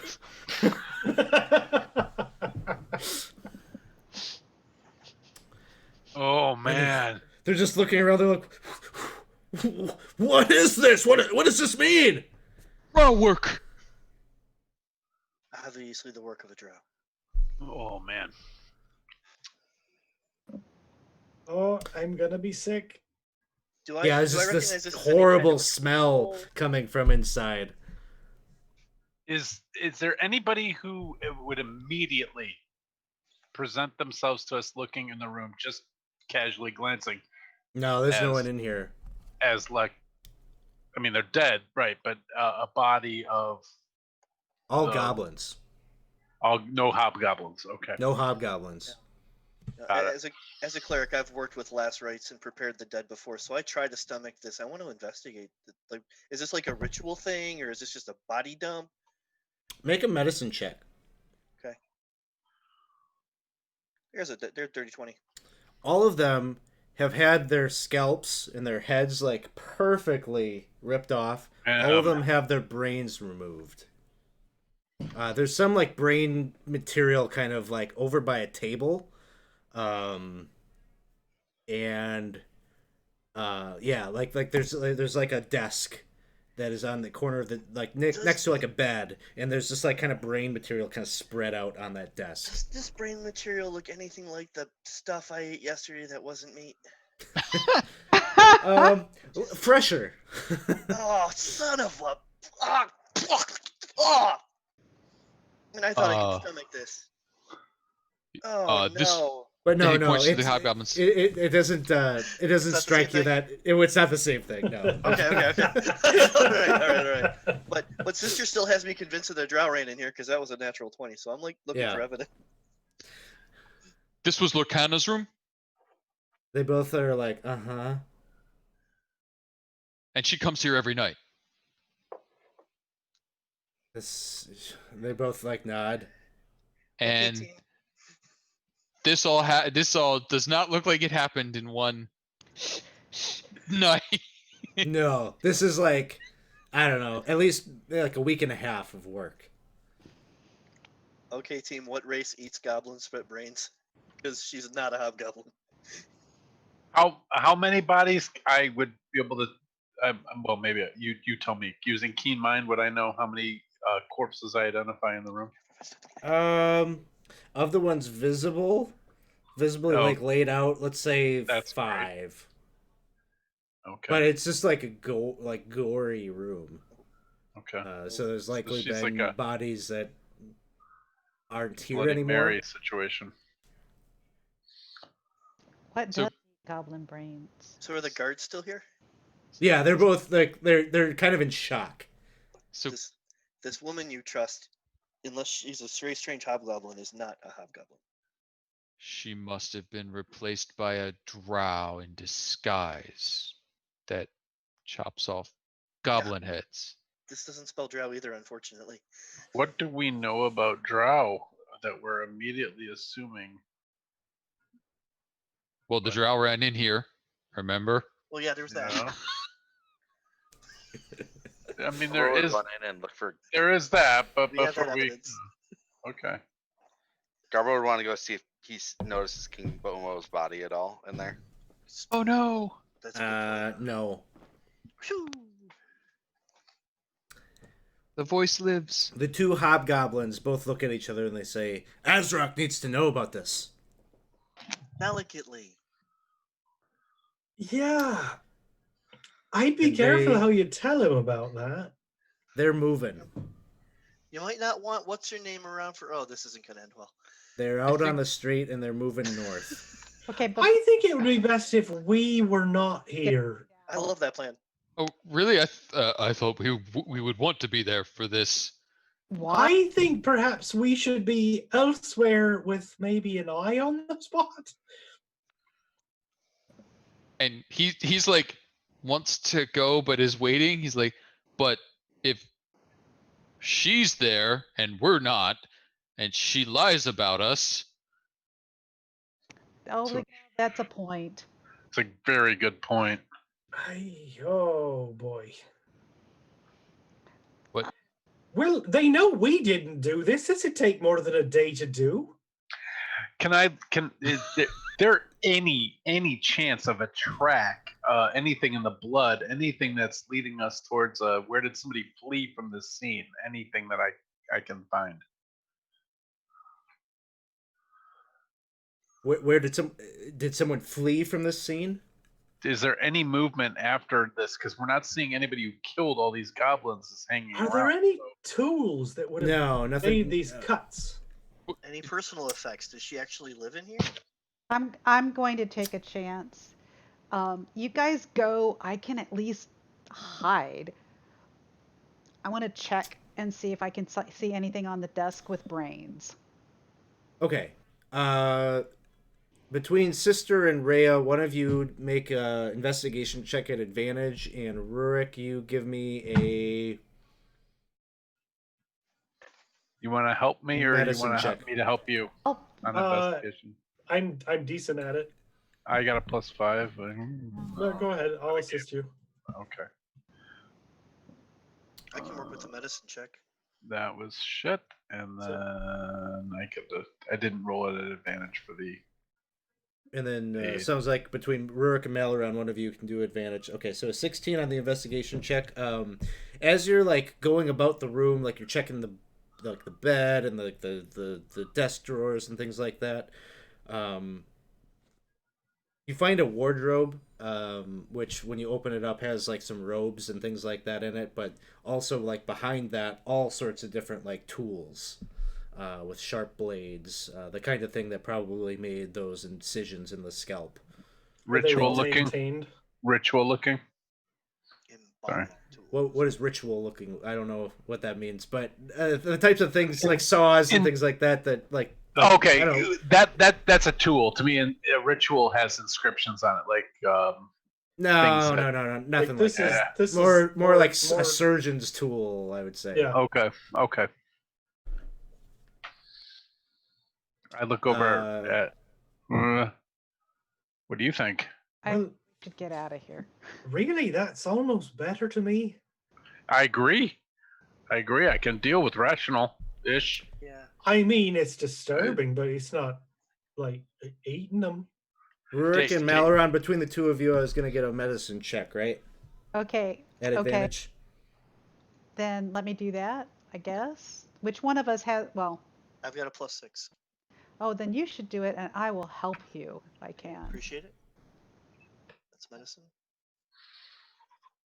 Okay. go. As you're over Ooh. there by the desk and you're looking at this brain material, the way that the blood splatters and things like that, all the gore, there's just something about the little pieces that are there that make you think that someone's been gnawing or eating or devouring these brains. Well, there Never it is. mind about the not eating part. Yeah, I they just enjoyed said. it. Okay. Cliff's like trying to slow down the hobgoblins. He's like, "Oh wait, I think I see the drow." Oh no, it wasn't. Yeah, they're like gone at this point. Whatever she is, she eats brains. So we're a whole bunch of non-hobgoblins hanging out in a hobgoblin Abbott. noble. Charnel house. Yeah, and we're all hanging out here. Maybe we ought to beat feet. Yeah, I think we best not be right here. Do we make our way to Azeroth's where they're confronting her right now? All right, That's- Glyph brother, I'm gonna put you in initiative here. Good. Because we got to resolve this. There's So- a wandering monster. It's the little girl with the doll. I'm sorry about the wandering monster is gonna have to. Oh, I can pop it in here too. We can make this happen. We could do more than one thing. Sure. Why not? Of course. Not fucking around. Bring it or don't. Let's do it. Yep. Right there with you. I want 6th level. 6th level or death. Kind of like Rorik, but oh well. But oh well. It's already signed her off. So here Oh, is what dear. you see, Glyph brother, Oh no. running down the street away from Hobgoblin HQ. I knew it. Oh, Oh no. Having been exposed by big uproar is happening in there, and it looks like this thing is making its great escape. Kill. So let's just leave it at that for now as we hit initiative. Right. Woo! And let's see, y'all are just right outside. I don't know, Glyph brother, what do you say as you see this thing coming down the street? Walking squid, land squid, squid. Squid City. um, with that is what you all hear from Starring down the Michael street. J. Fox. Does that sound like a call to arms, or do we just wait? Oh no, that was super. Just like not sure how to respond to this, but it was definitely a battle cry. Like he's got his, but it's like land squid. Bang. okay. So, Sense to anybody? sister, it is going to be your turn to start the initiative. Alex, I'm sorry. I gotta bring up a Fantasy Grounds thing. It says I have an AC 17, but as I've been checking everything, I should have an 18 because my fighting style is defense, and I don't know how to make that work. You got it. So There's an override for it. Yep, I just added it. Fix for that. Yep. cool. Thank you. All right. I just couldn't figure out why D&D Beyond had me at 18 and 17. I've been going back and forth trying to figure it out. Okay. All right. I was in the room, and now I'm going to. Do I see the squid, land squid? Not from where you're standing. You just hear Glyph brother talking. All right. So I've kind of been following Glyph brother around. So I'm gonna kind of, the way Casey portrayed that, I'm gonna pick up sort of a panicky, this is not good sort of vibe, and I'm gonna run to him. So wherever Glyph brother is, who I don't see his token on here. Right here. Glyph brother is the He's panda. a squirrel, right? Yeah. Panda, Sorry. Firefox. Fox. Okay. Red don't- panda. I don't see that, but I'll run to wherever he is. I see Rurik. If you're an arrow up from where you are, Okay. or I guess that was the wrong person. Go the other way. Look that way. Okay. Either way, wherever. This way. So are you dashing in that direction? I'm. Well, I was deep in the room, so yes, I'm gonna dash towards. Sorry, I keep using Roll20. Where are you? So you could get to directly behind it. Glyph brother. Through the room? I can't even see. That token's not sister. It's just a blank square. There's no name over it when you hover over it. It's not him. That's why he can't see it. Oh. Here you go. That's him. I'm just gonna put him right There we next to Glyph, Okay. and There you go. he dashes There there. Ray, Okay, it's your turn. Gotcha. All right. Well, that was strange. I will also dash up there and get to where they are and look around, and oh my god, you weren't kidding, it is a land squid. The land squid. I didn't know Garbo. what that meant. I didn't expect it to be literal. Garbo's going to use aspect of the feline to double his movement speed. 30, 35, 40, 45, 50, 55, 60. And he's going to hide around this corner and prepare an action that if he sees a squid, land squid come around, that he's going to attack it. All right, sounds good. Glyph brother. So everyone having pointed out the foible of squid, land squid, instead he clarifies. Oh, sorry, squid in a dress. Better, and then he will. No. He will spiritual weapon the squid in a dress. Whose token I can't see. Nope. Swing and a miss. But he will follow up with a Toll the Dead.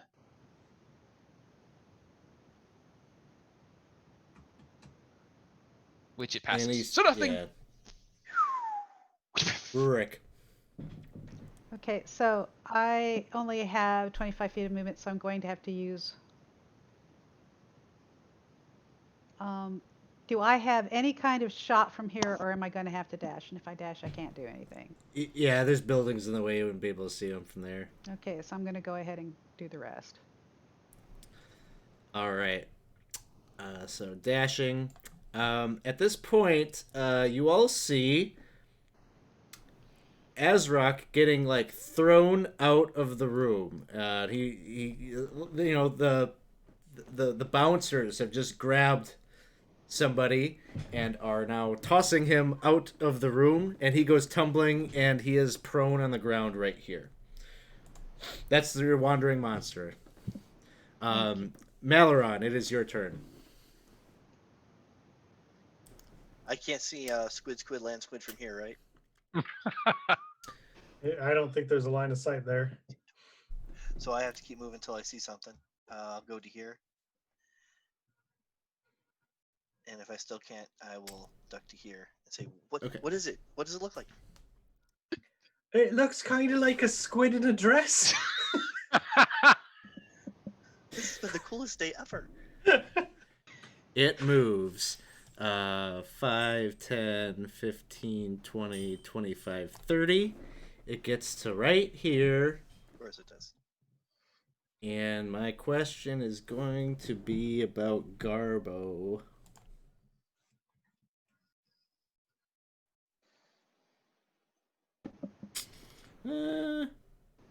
Actually, it's going to be Rhea, Malaron, and Rurik, who are all going to be hit by some psychic energies.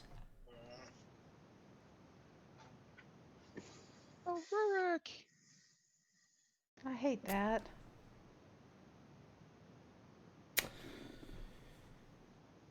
This blast of psychic energy, it just holds a finger up to its temple as you feel the pain.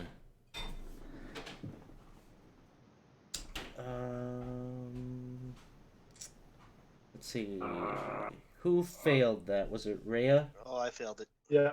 Oh, okay. The two of you are stunned. Right? But I'm not. Yeah, if you made the save, you're good on that.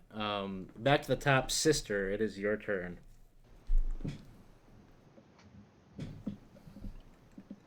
Ten, 15, 20. Would you allow me to get to here with 30 movement? There's some half squares involved. So. Sure.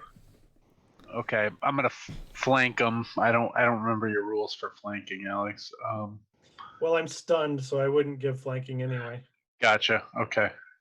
But either way, I'm gonna trap this guy down, and I'm going to take 2 attacks with the scimitar.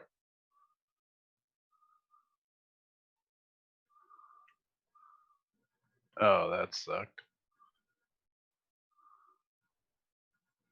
And that's worse. Good God. When I action surge, I get my 2 attacks again, right? Yeah, You get another action, yeah.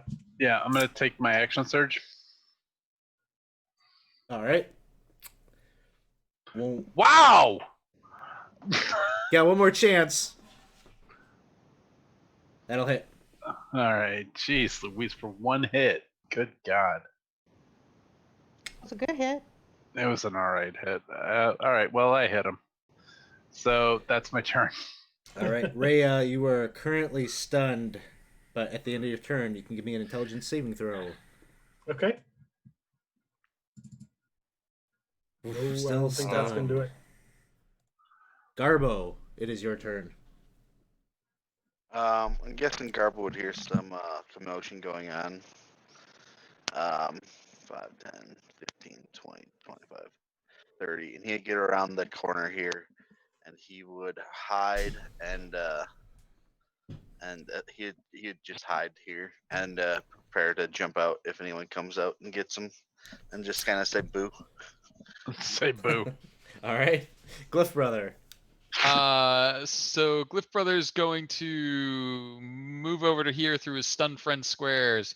He's going to float a spiritual weapon up next to Sister and swing at Alhoon.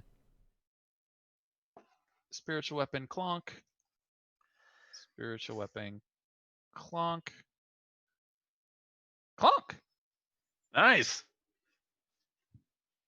I'll take that. And then he will cast Spirit Guardians, which will target, which will not hit any of the party.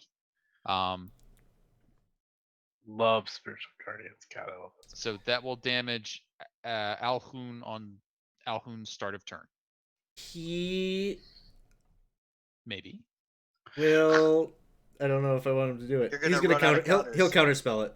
All right. All right. Using them up. Yep. Make them burn them. I got Spirit Guardians on deck too. Like, yep.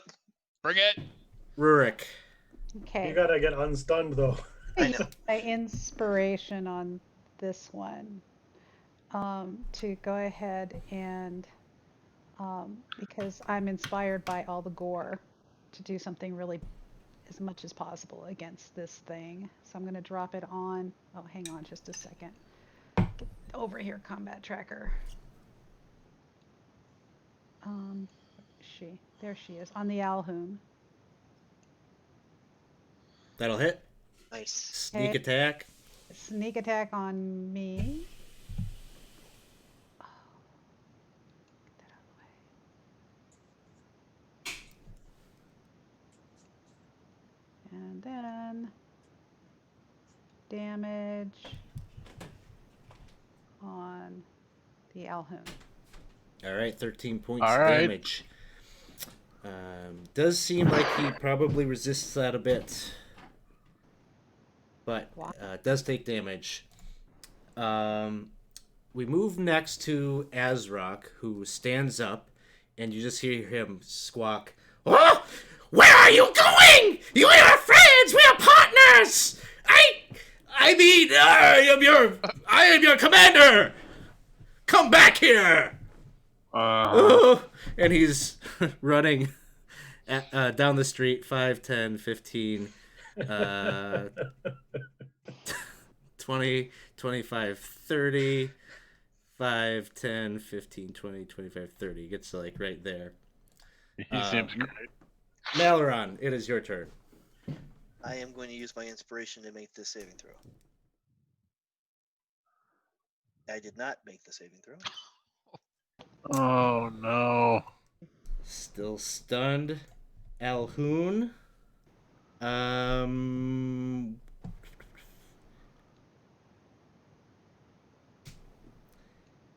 Is gonna cast Misty Step to right here. Garbo, it does not see you. You had a reaction? Yeah, I will. I will just kind of jump out and scare it. Yeah. Okay. Not so scared. Kind of This intimidating, one. maybe. So that was his bonus action. He's going to move past you. 5, 10, 15. You used your reaction. So 20, 25, 30. I'm going to dash. No. Sister. You hear this Well, very shrill voice going down the other way. I didn't know it was in a dress, so I. Okay, so it bamfed right in front of me. Like it Misty stepped out, Yep. and then I heard it sort of get Garbo's attention. Garbo went wah at it. So I feel like all I would do is run towards Garbo right here, and that's where'd it go? The lady in the dress? Lady? It's a squid. Land squid. This has been established. My bad. You're bad. Okay. Moving on. That's it for me. Rhea, intelligence saving throw. All right, I'm going to use my inspiration. Nope. Oh, oh Garbo. no. Garbo, Stop. it is your turn. You hear King Momo's voice just like, ah! Oh no. From which direction? Maybe this isn't clear. It's coming from Azrock, who is talking in that shrill voice. Ezra, Was aka Momo King the whole Momo. time? He Yeah. was King Momo the whole time. Garbo would just automatically go to the voice, so 20, 25, 30. And then he would dash 5, 10, 15, 20, 25, 30. And then Garbo would just call up, King Momo, come back to me! And he just says, ah! Yeah! Who are you? Oh, you're pathetic. Glyph brother. That's so far. So Glyph will take off running. And as he's running, he will cast his Spirit Guardians. And then he will end up stopping there. You already cast Spirit Guardians? It got counterspelled. Oh yeah, that's right. I forgot. So he will get his Spirit Guardians up. And as he gets to that point, he'll like look around like he's so far. But that's about it. Rurik. I'm going to dash around the other side of the building, and it'll take me to there. And I have? It's too. No. I don't have a shot. No. Damn it. Azrock is just looking at you, Garbo. Yeah. Help your king. I need you now so much. And he just like ducks around the corner here. Ducks around the corner. It's brilliant. Maleron, Come intelligence on, buddy. saving throw. Come on, buddy. Oh, it was almost on a 20 and it drops to the 8. Alright. I stay on there. The Alhoon, I don't think is in the range of Spirit Oh. Guardians. Would it? No, it's outside. Okay. Let me He's. get that guy. I'll keep him on the map. 5, 10, 15. Doesn't look good. No, it doesn't look good at all. And then. Boop. No. Sister, We it is drove him your off. turn. Sister is a rational being. As much as I want to go after the Alhoon, I would probably follow Garbo for God's sake. So that was this way, right? And I would dash. All right. From the north, you can see an angry mob coming this way of hobgoblins and bugbears and the menagerie of folk that were inside Azrock's hold. William better like you a little. Oh yeah. Rhea, at the end of your turn, you are no longer stunned. Yay! Good deal. Garbo. Garbo would know that the true King Momo would know him and would know the mission that he sent him on to get retribution for the betrayal by the party that was with Sire Lu. So he would try to go catch up to This imposter. this imposter. And Okay. he would. He's right there. He's just like hiding, like he's covering his head, like that somehow Garbo makes would him grapple him. indetectable. Grapple him? Yeah. Okay. Opposed strength athletics checks. Oh no. And he grapples with you. He's like, "What are you doing? This seems hardly the time for rest. Okay. Waha! And Azrock / Momo has you pinned to the ground. He's like, I'm winning!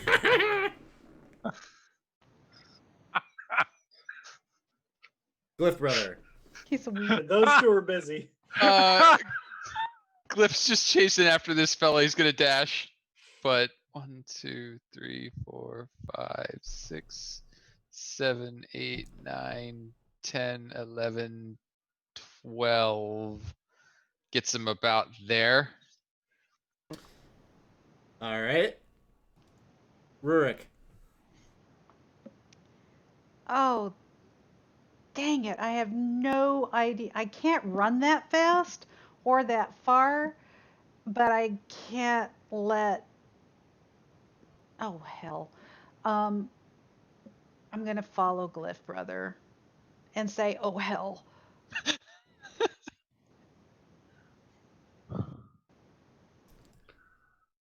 And that's as far as I can get. And I'm going to yell, where are you going? So Squid I'm in a gonna dress. say where I just drew a circle on the map.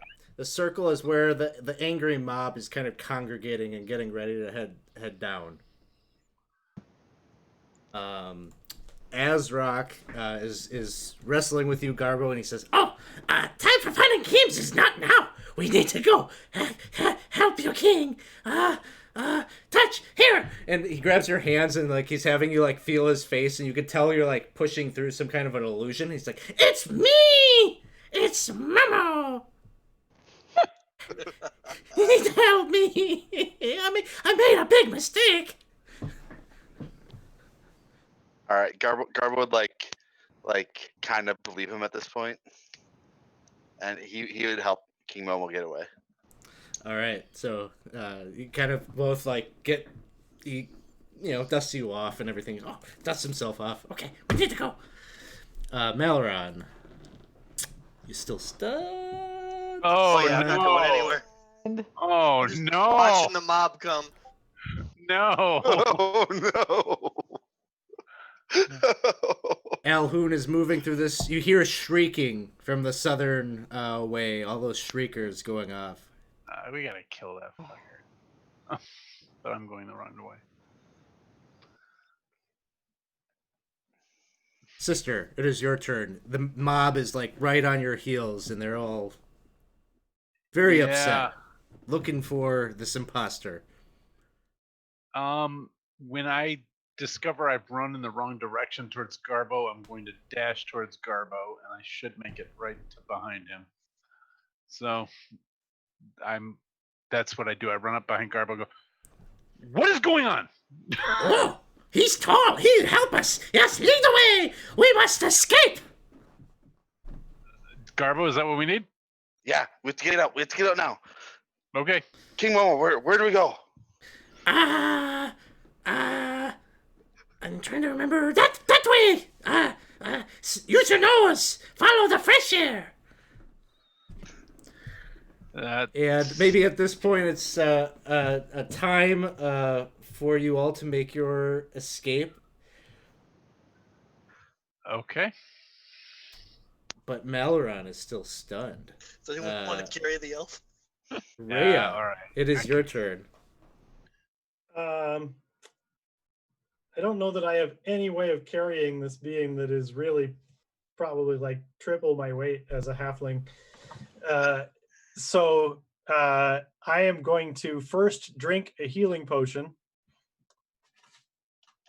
And then I'm going to draw my sword and be prepared to protect Malaron. Garbo. Garbo would try to take note of if he smelled fresh air potentially coming from any direction. Just the way you came. Just the way you came. Okay, so I guess we would I would direct us to go down, probably away from the mob. 5, 10, 15, 20, 25, 30. 35, 40, 45, 50, 60. And I would direct sister to make sure that Momo came with. All right. Alex, brother. the pink circle is the mob coming down. Yeah, like they're basically like congregating right now, like they're getting all riled up, so they haven't made any Gotcha. progress quite yet, but soon. Gotcha. Glyph brother. Running. Running. 1, Rurik. 2, 3. Wait, 4, Him. 5, 6. Ah, not quite. Not quite. Like the wind. 7, 8, 9, 10, 11, 12. Turbo. So- I'll move Good. myself, but that's Sit. what I'm doing. Stop. Rurik's in pursuit as well. I'll let you do that. King Momo is just like, oh, yeah. Good idea. I follow you. 10, 15, 20, 25. You just get the sense King Momo's like not really following you at this point. He's just like outpacing you. He's like, aha! Yeah! Malaron. Oh, sure. There it is. There we go. Was that a squid in a dress? Not the time. We'll talk about it later. Which way are we going? Out. All I can hear is white dudes rapping right now. Sister. Sabotage. I see a squid in a dress. All right. I am going to look quickly at Malaron and see if these come to at my point and Yep. if Reyes got them. Yeah. So if that's okay, then I will continue to follow Momo. Or I'm sorry, Garbo. I don't care about Momo really. And so, but I can't keep up with them. Good lord. I mean, even at dash, I'm right here. All right. Rhea. All right. I am going to bonus action cast Expeditious Retreat. And then I'm going to move and dash. So I can move 50 feet.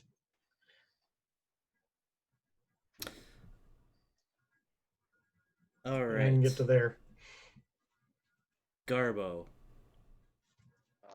Garbo would move and dash 1, 2, 3, 4, 6, 7, 8, 9. And he would stop here so he had view to make sure that Momo didn't try to sneak away. Sounds He's a good. little suspicious of him. Glyph brother. He's just running top speed. He's gonna hug the wall because he knows about the screamers.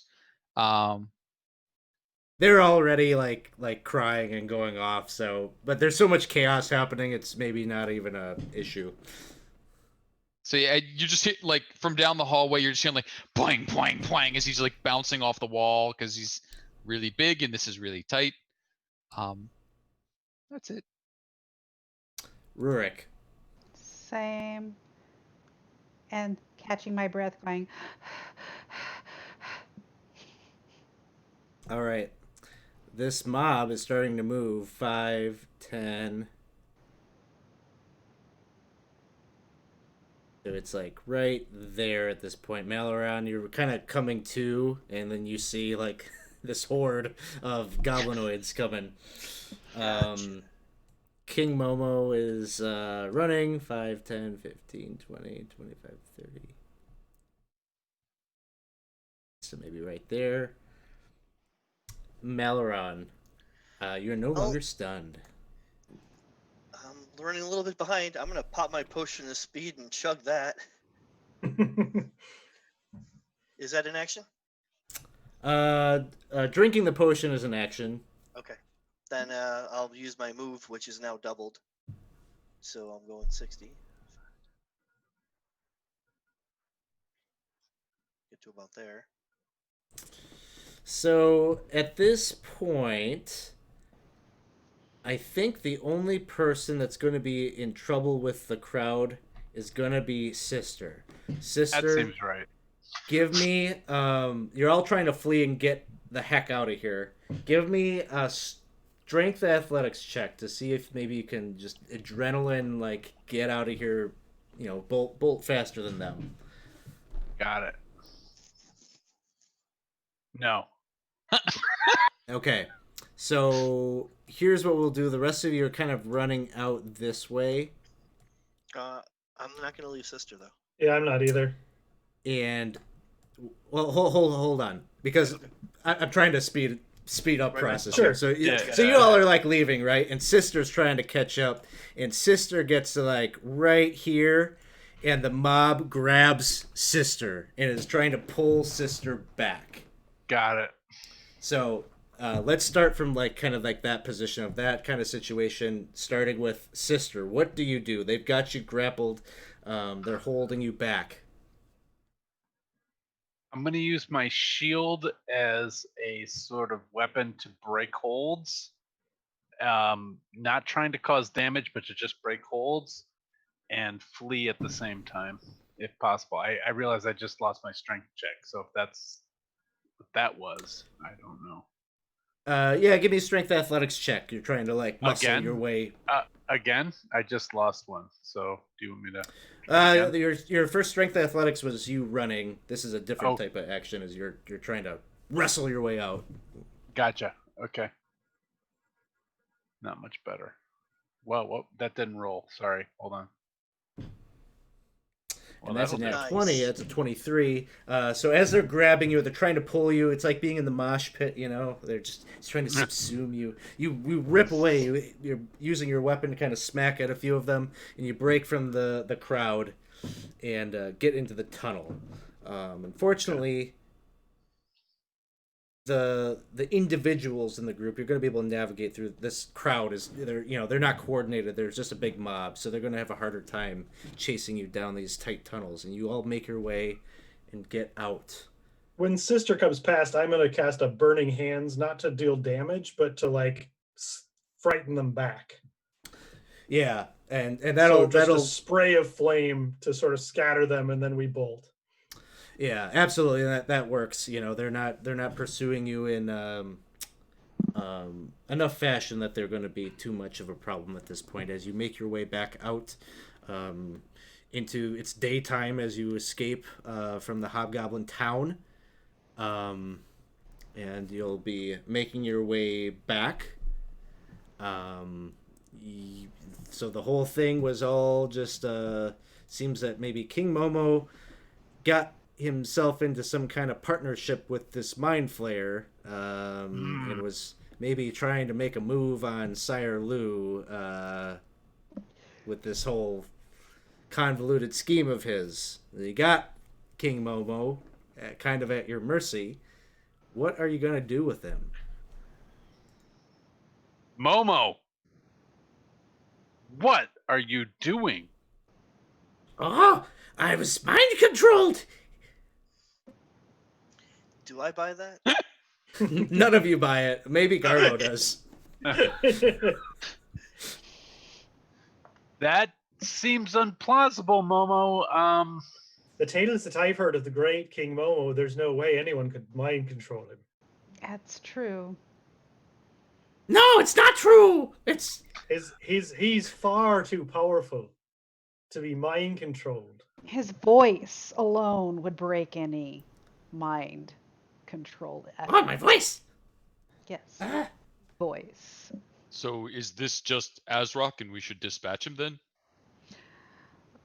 Well, that would solve the. No, I already did that.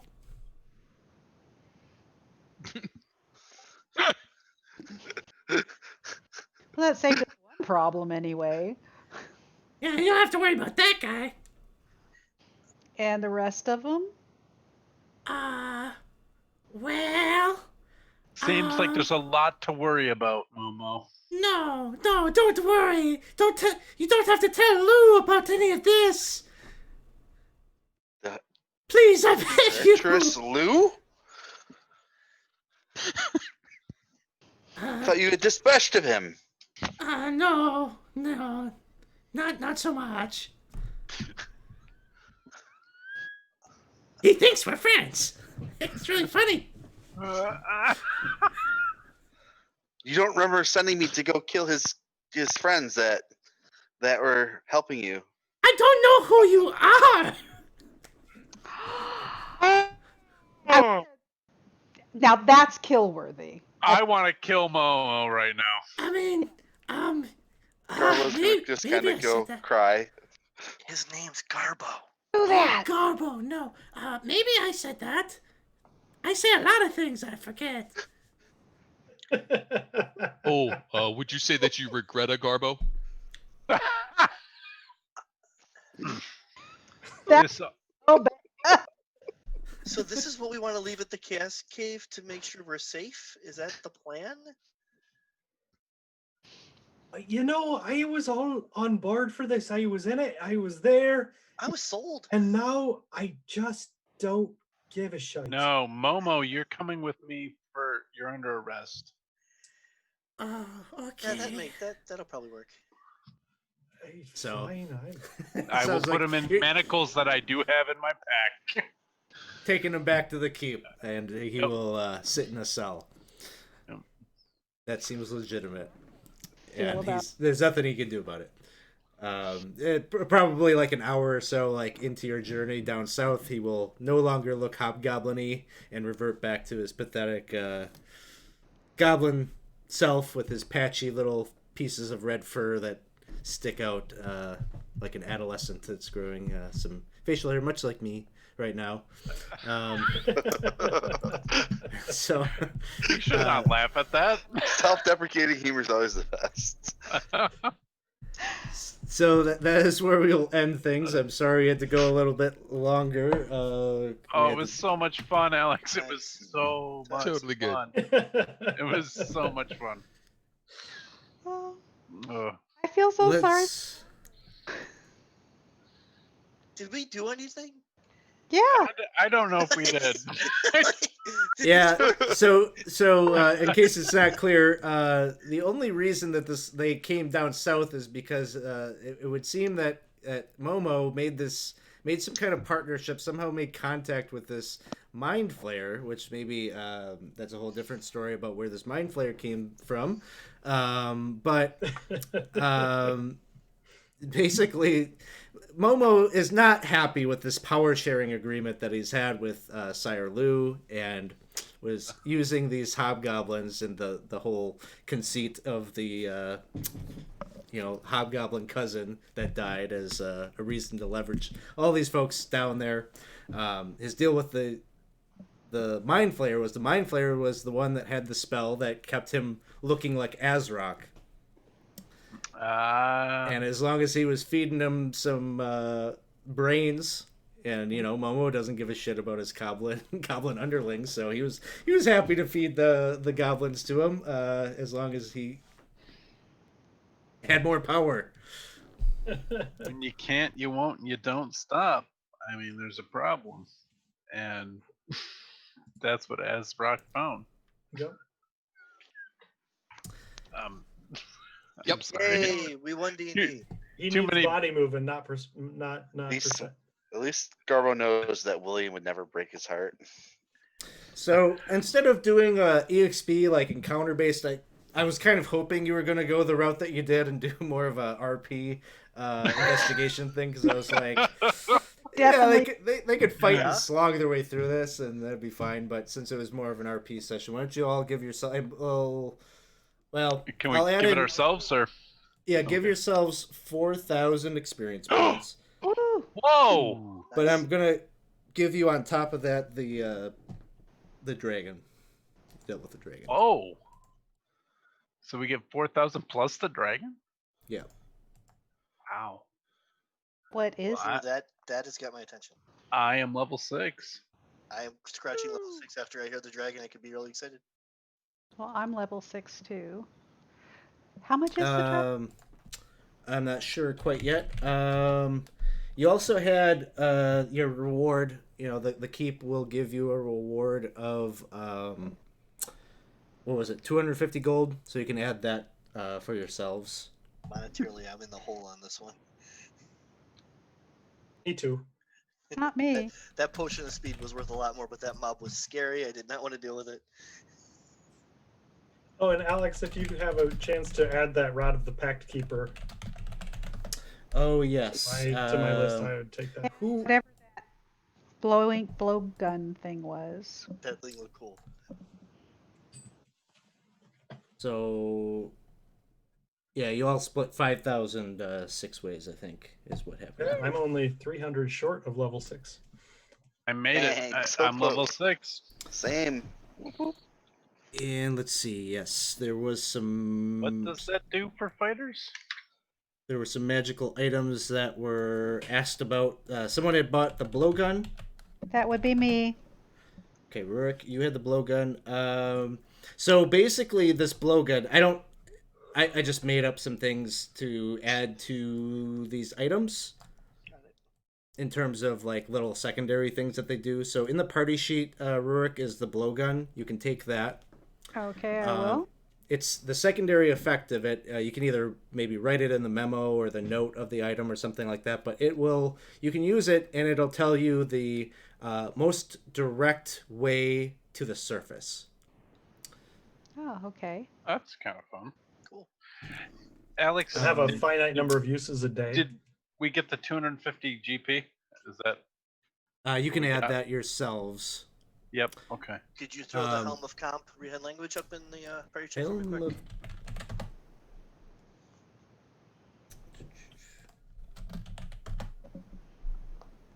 All right, I just dropped that one into the party sheet. Oop, script error. What's that? And the Rod of the Pact Keeper. And Rod of the Pact Keeper. Okay, Oh, you just so threw a helm in there. yeah, it's not. That's okay. I have to. I was trying to identify. I think maybe you grabbed it. I grabbed it before I identified it. Yeah. My bad. So I'll go into your sheet and do that. Okay, so something to be said about this Rod of the Pact Keeper when because Rhea's going to take it. It is a Rod of the Pact Keeper. Okay. However, it is has a minor. Well, I don't know. Maybe it's a major curse, but it's got a curse on it. Okay. You'll notice this sorry. maybe 4 days after you obtain it, as your flesh starts to get very like, starts to turn kind of like that mushroom that they were eating, and so you Like just Tomoy. your flesh starts to look kind of rotten and gross. It doesn't have any penalties or anything like that, but you just. There was a whole thing in the first season where everyone basically was a zombie anyway, so it's like that, except you're not undead. Nice. Will Lesser Restoration take care of that? Not lesser restoration, but greater. Elrond tries that, to it get doesn't to work get with access protocol. to like a greater restoration or something like that. That'll take care of it. for you. Where's William? He doesn't have greater restoration either. Not yet. Let's Miss William. see. Maleron had the helm. That's my next quest. The quest for William. Were there other? There's some shopping there that happened. Any other magic items that you bought? Could I buy a couple more potions? Are those available to keep? A couple more healing potions Oh yeah. The standard healing potion is available as normal. at 50 a pop. Yeah. Okay, I'll buy 2 more of those. I'll buy 2 more. That takes care of whatever I got. I'll let you as players handle that piece. You can do Got that. it. Alex, do we have a place? I know Sister didn't. I mean, because I was playing Shiver when we left the Borderlands game. So Sister doesn't have a knighthood or anything like that. Do we have a place to stay? Just the inn. Okay. Though the people that were knighted Yeah. have apartments or whatever at the keep. Yep. But it's just kind of an RP thing. So you stay at the tavern or the inn. Got You it. know, you can always stay at Shay's Goblin, fine goblin establishment set up in the Caves of Chaos. Yeah. Sister, Now Sister has a pet Momo server. free. Now Momo free. The maids offer turn down service. No matter what you ask, they turn you down.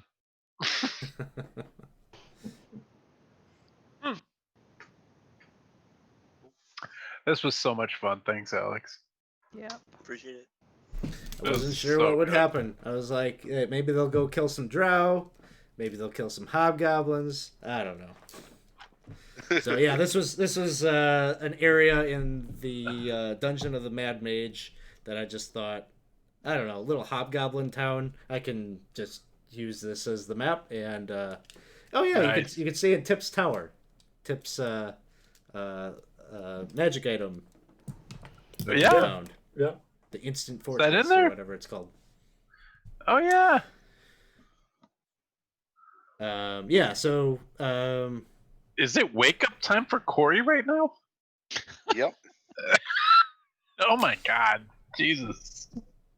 He's no All longer right. in Denver. that's how we know it's I time know. for us to sign off here. So It's time for we're us to- going to say sayonara, folks. Thanks for hanging out with us here tonight, and it feels good to be back online Good night, after Corey. a bit of a hiatus. Or good morning. This Corey. was one of our community campaign games where we play some D&D with the people that support the channel by means of the Patreon. So I don't know if we got anyone hanging out with us anymore from earlier, but there's the Patreon if you want to get in on one of these games. Right now we're just playing a mismatch of whatever I think up. But eventually, we will be playing Expedition to the Barrier Peaks, which is the third of the original adventures reincarnated. I've been having a lot of fun inputting some of this stuff into Fantasy Grounds and having a chuckle along the way as I'm writing down some of the rooms and thinking, I can only imagine what they're going to do when they encounter this. So I can't wait. I can't wait. we've got another subscriber or community campaign game happening on Saturday at 7 p.m. People that are Patreon supporters, I do still have room in that game, so feel free to always check out the Patreon page to see the signups.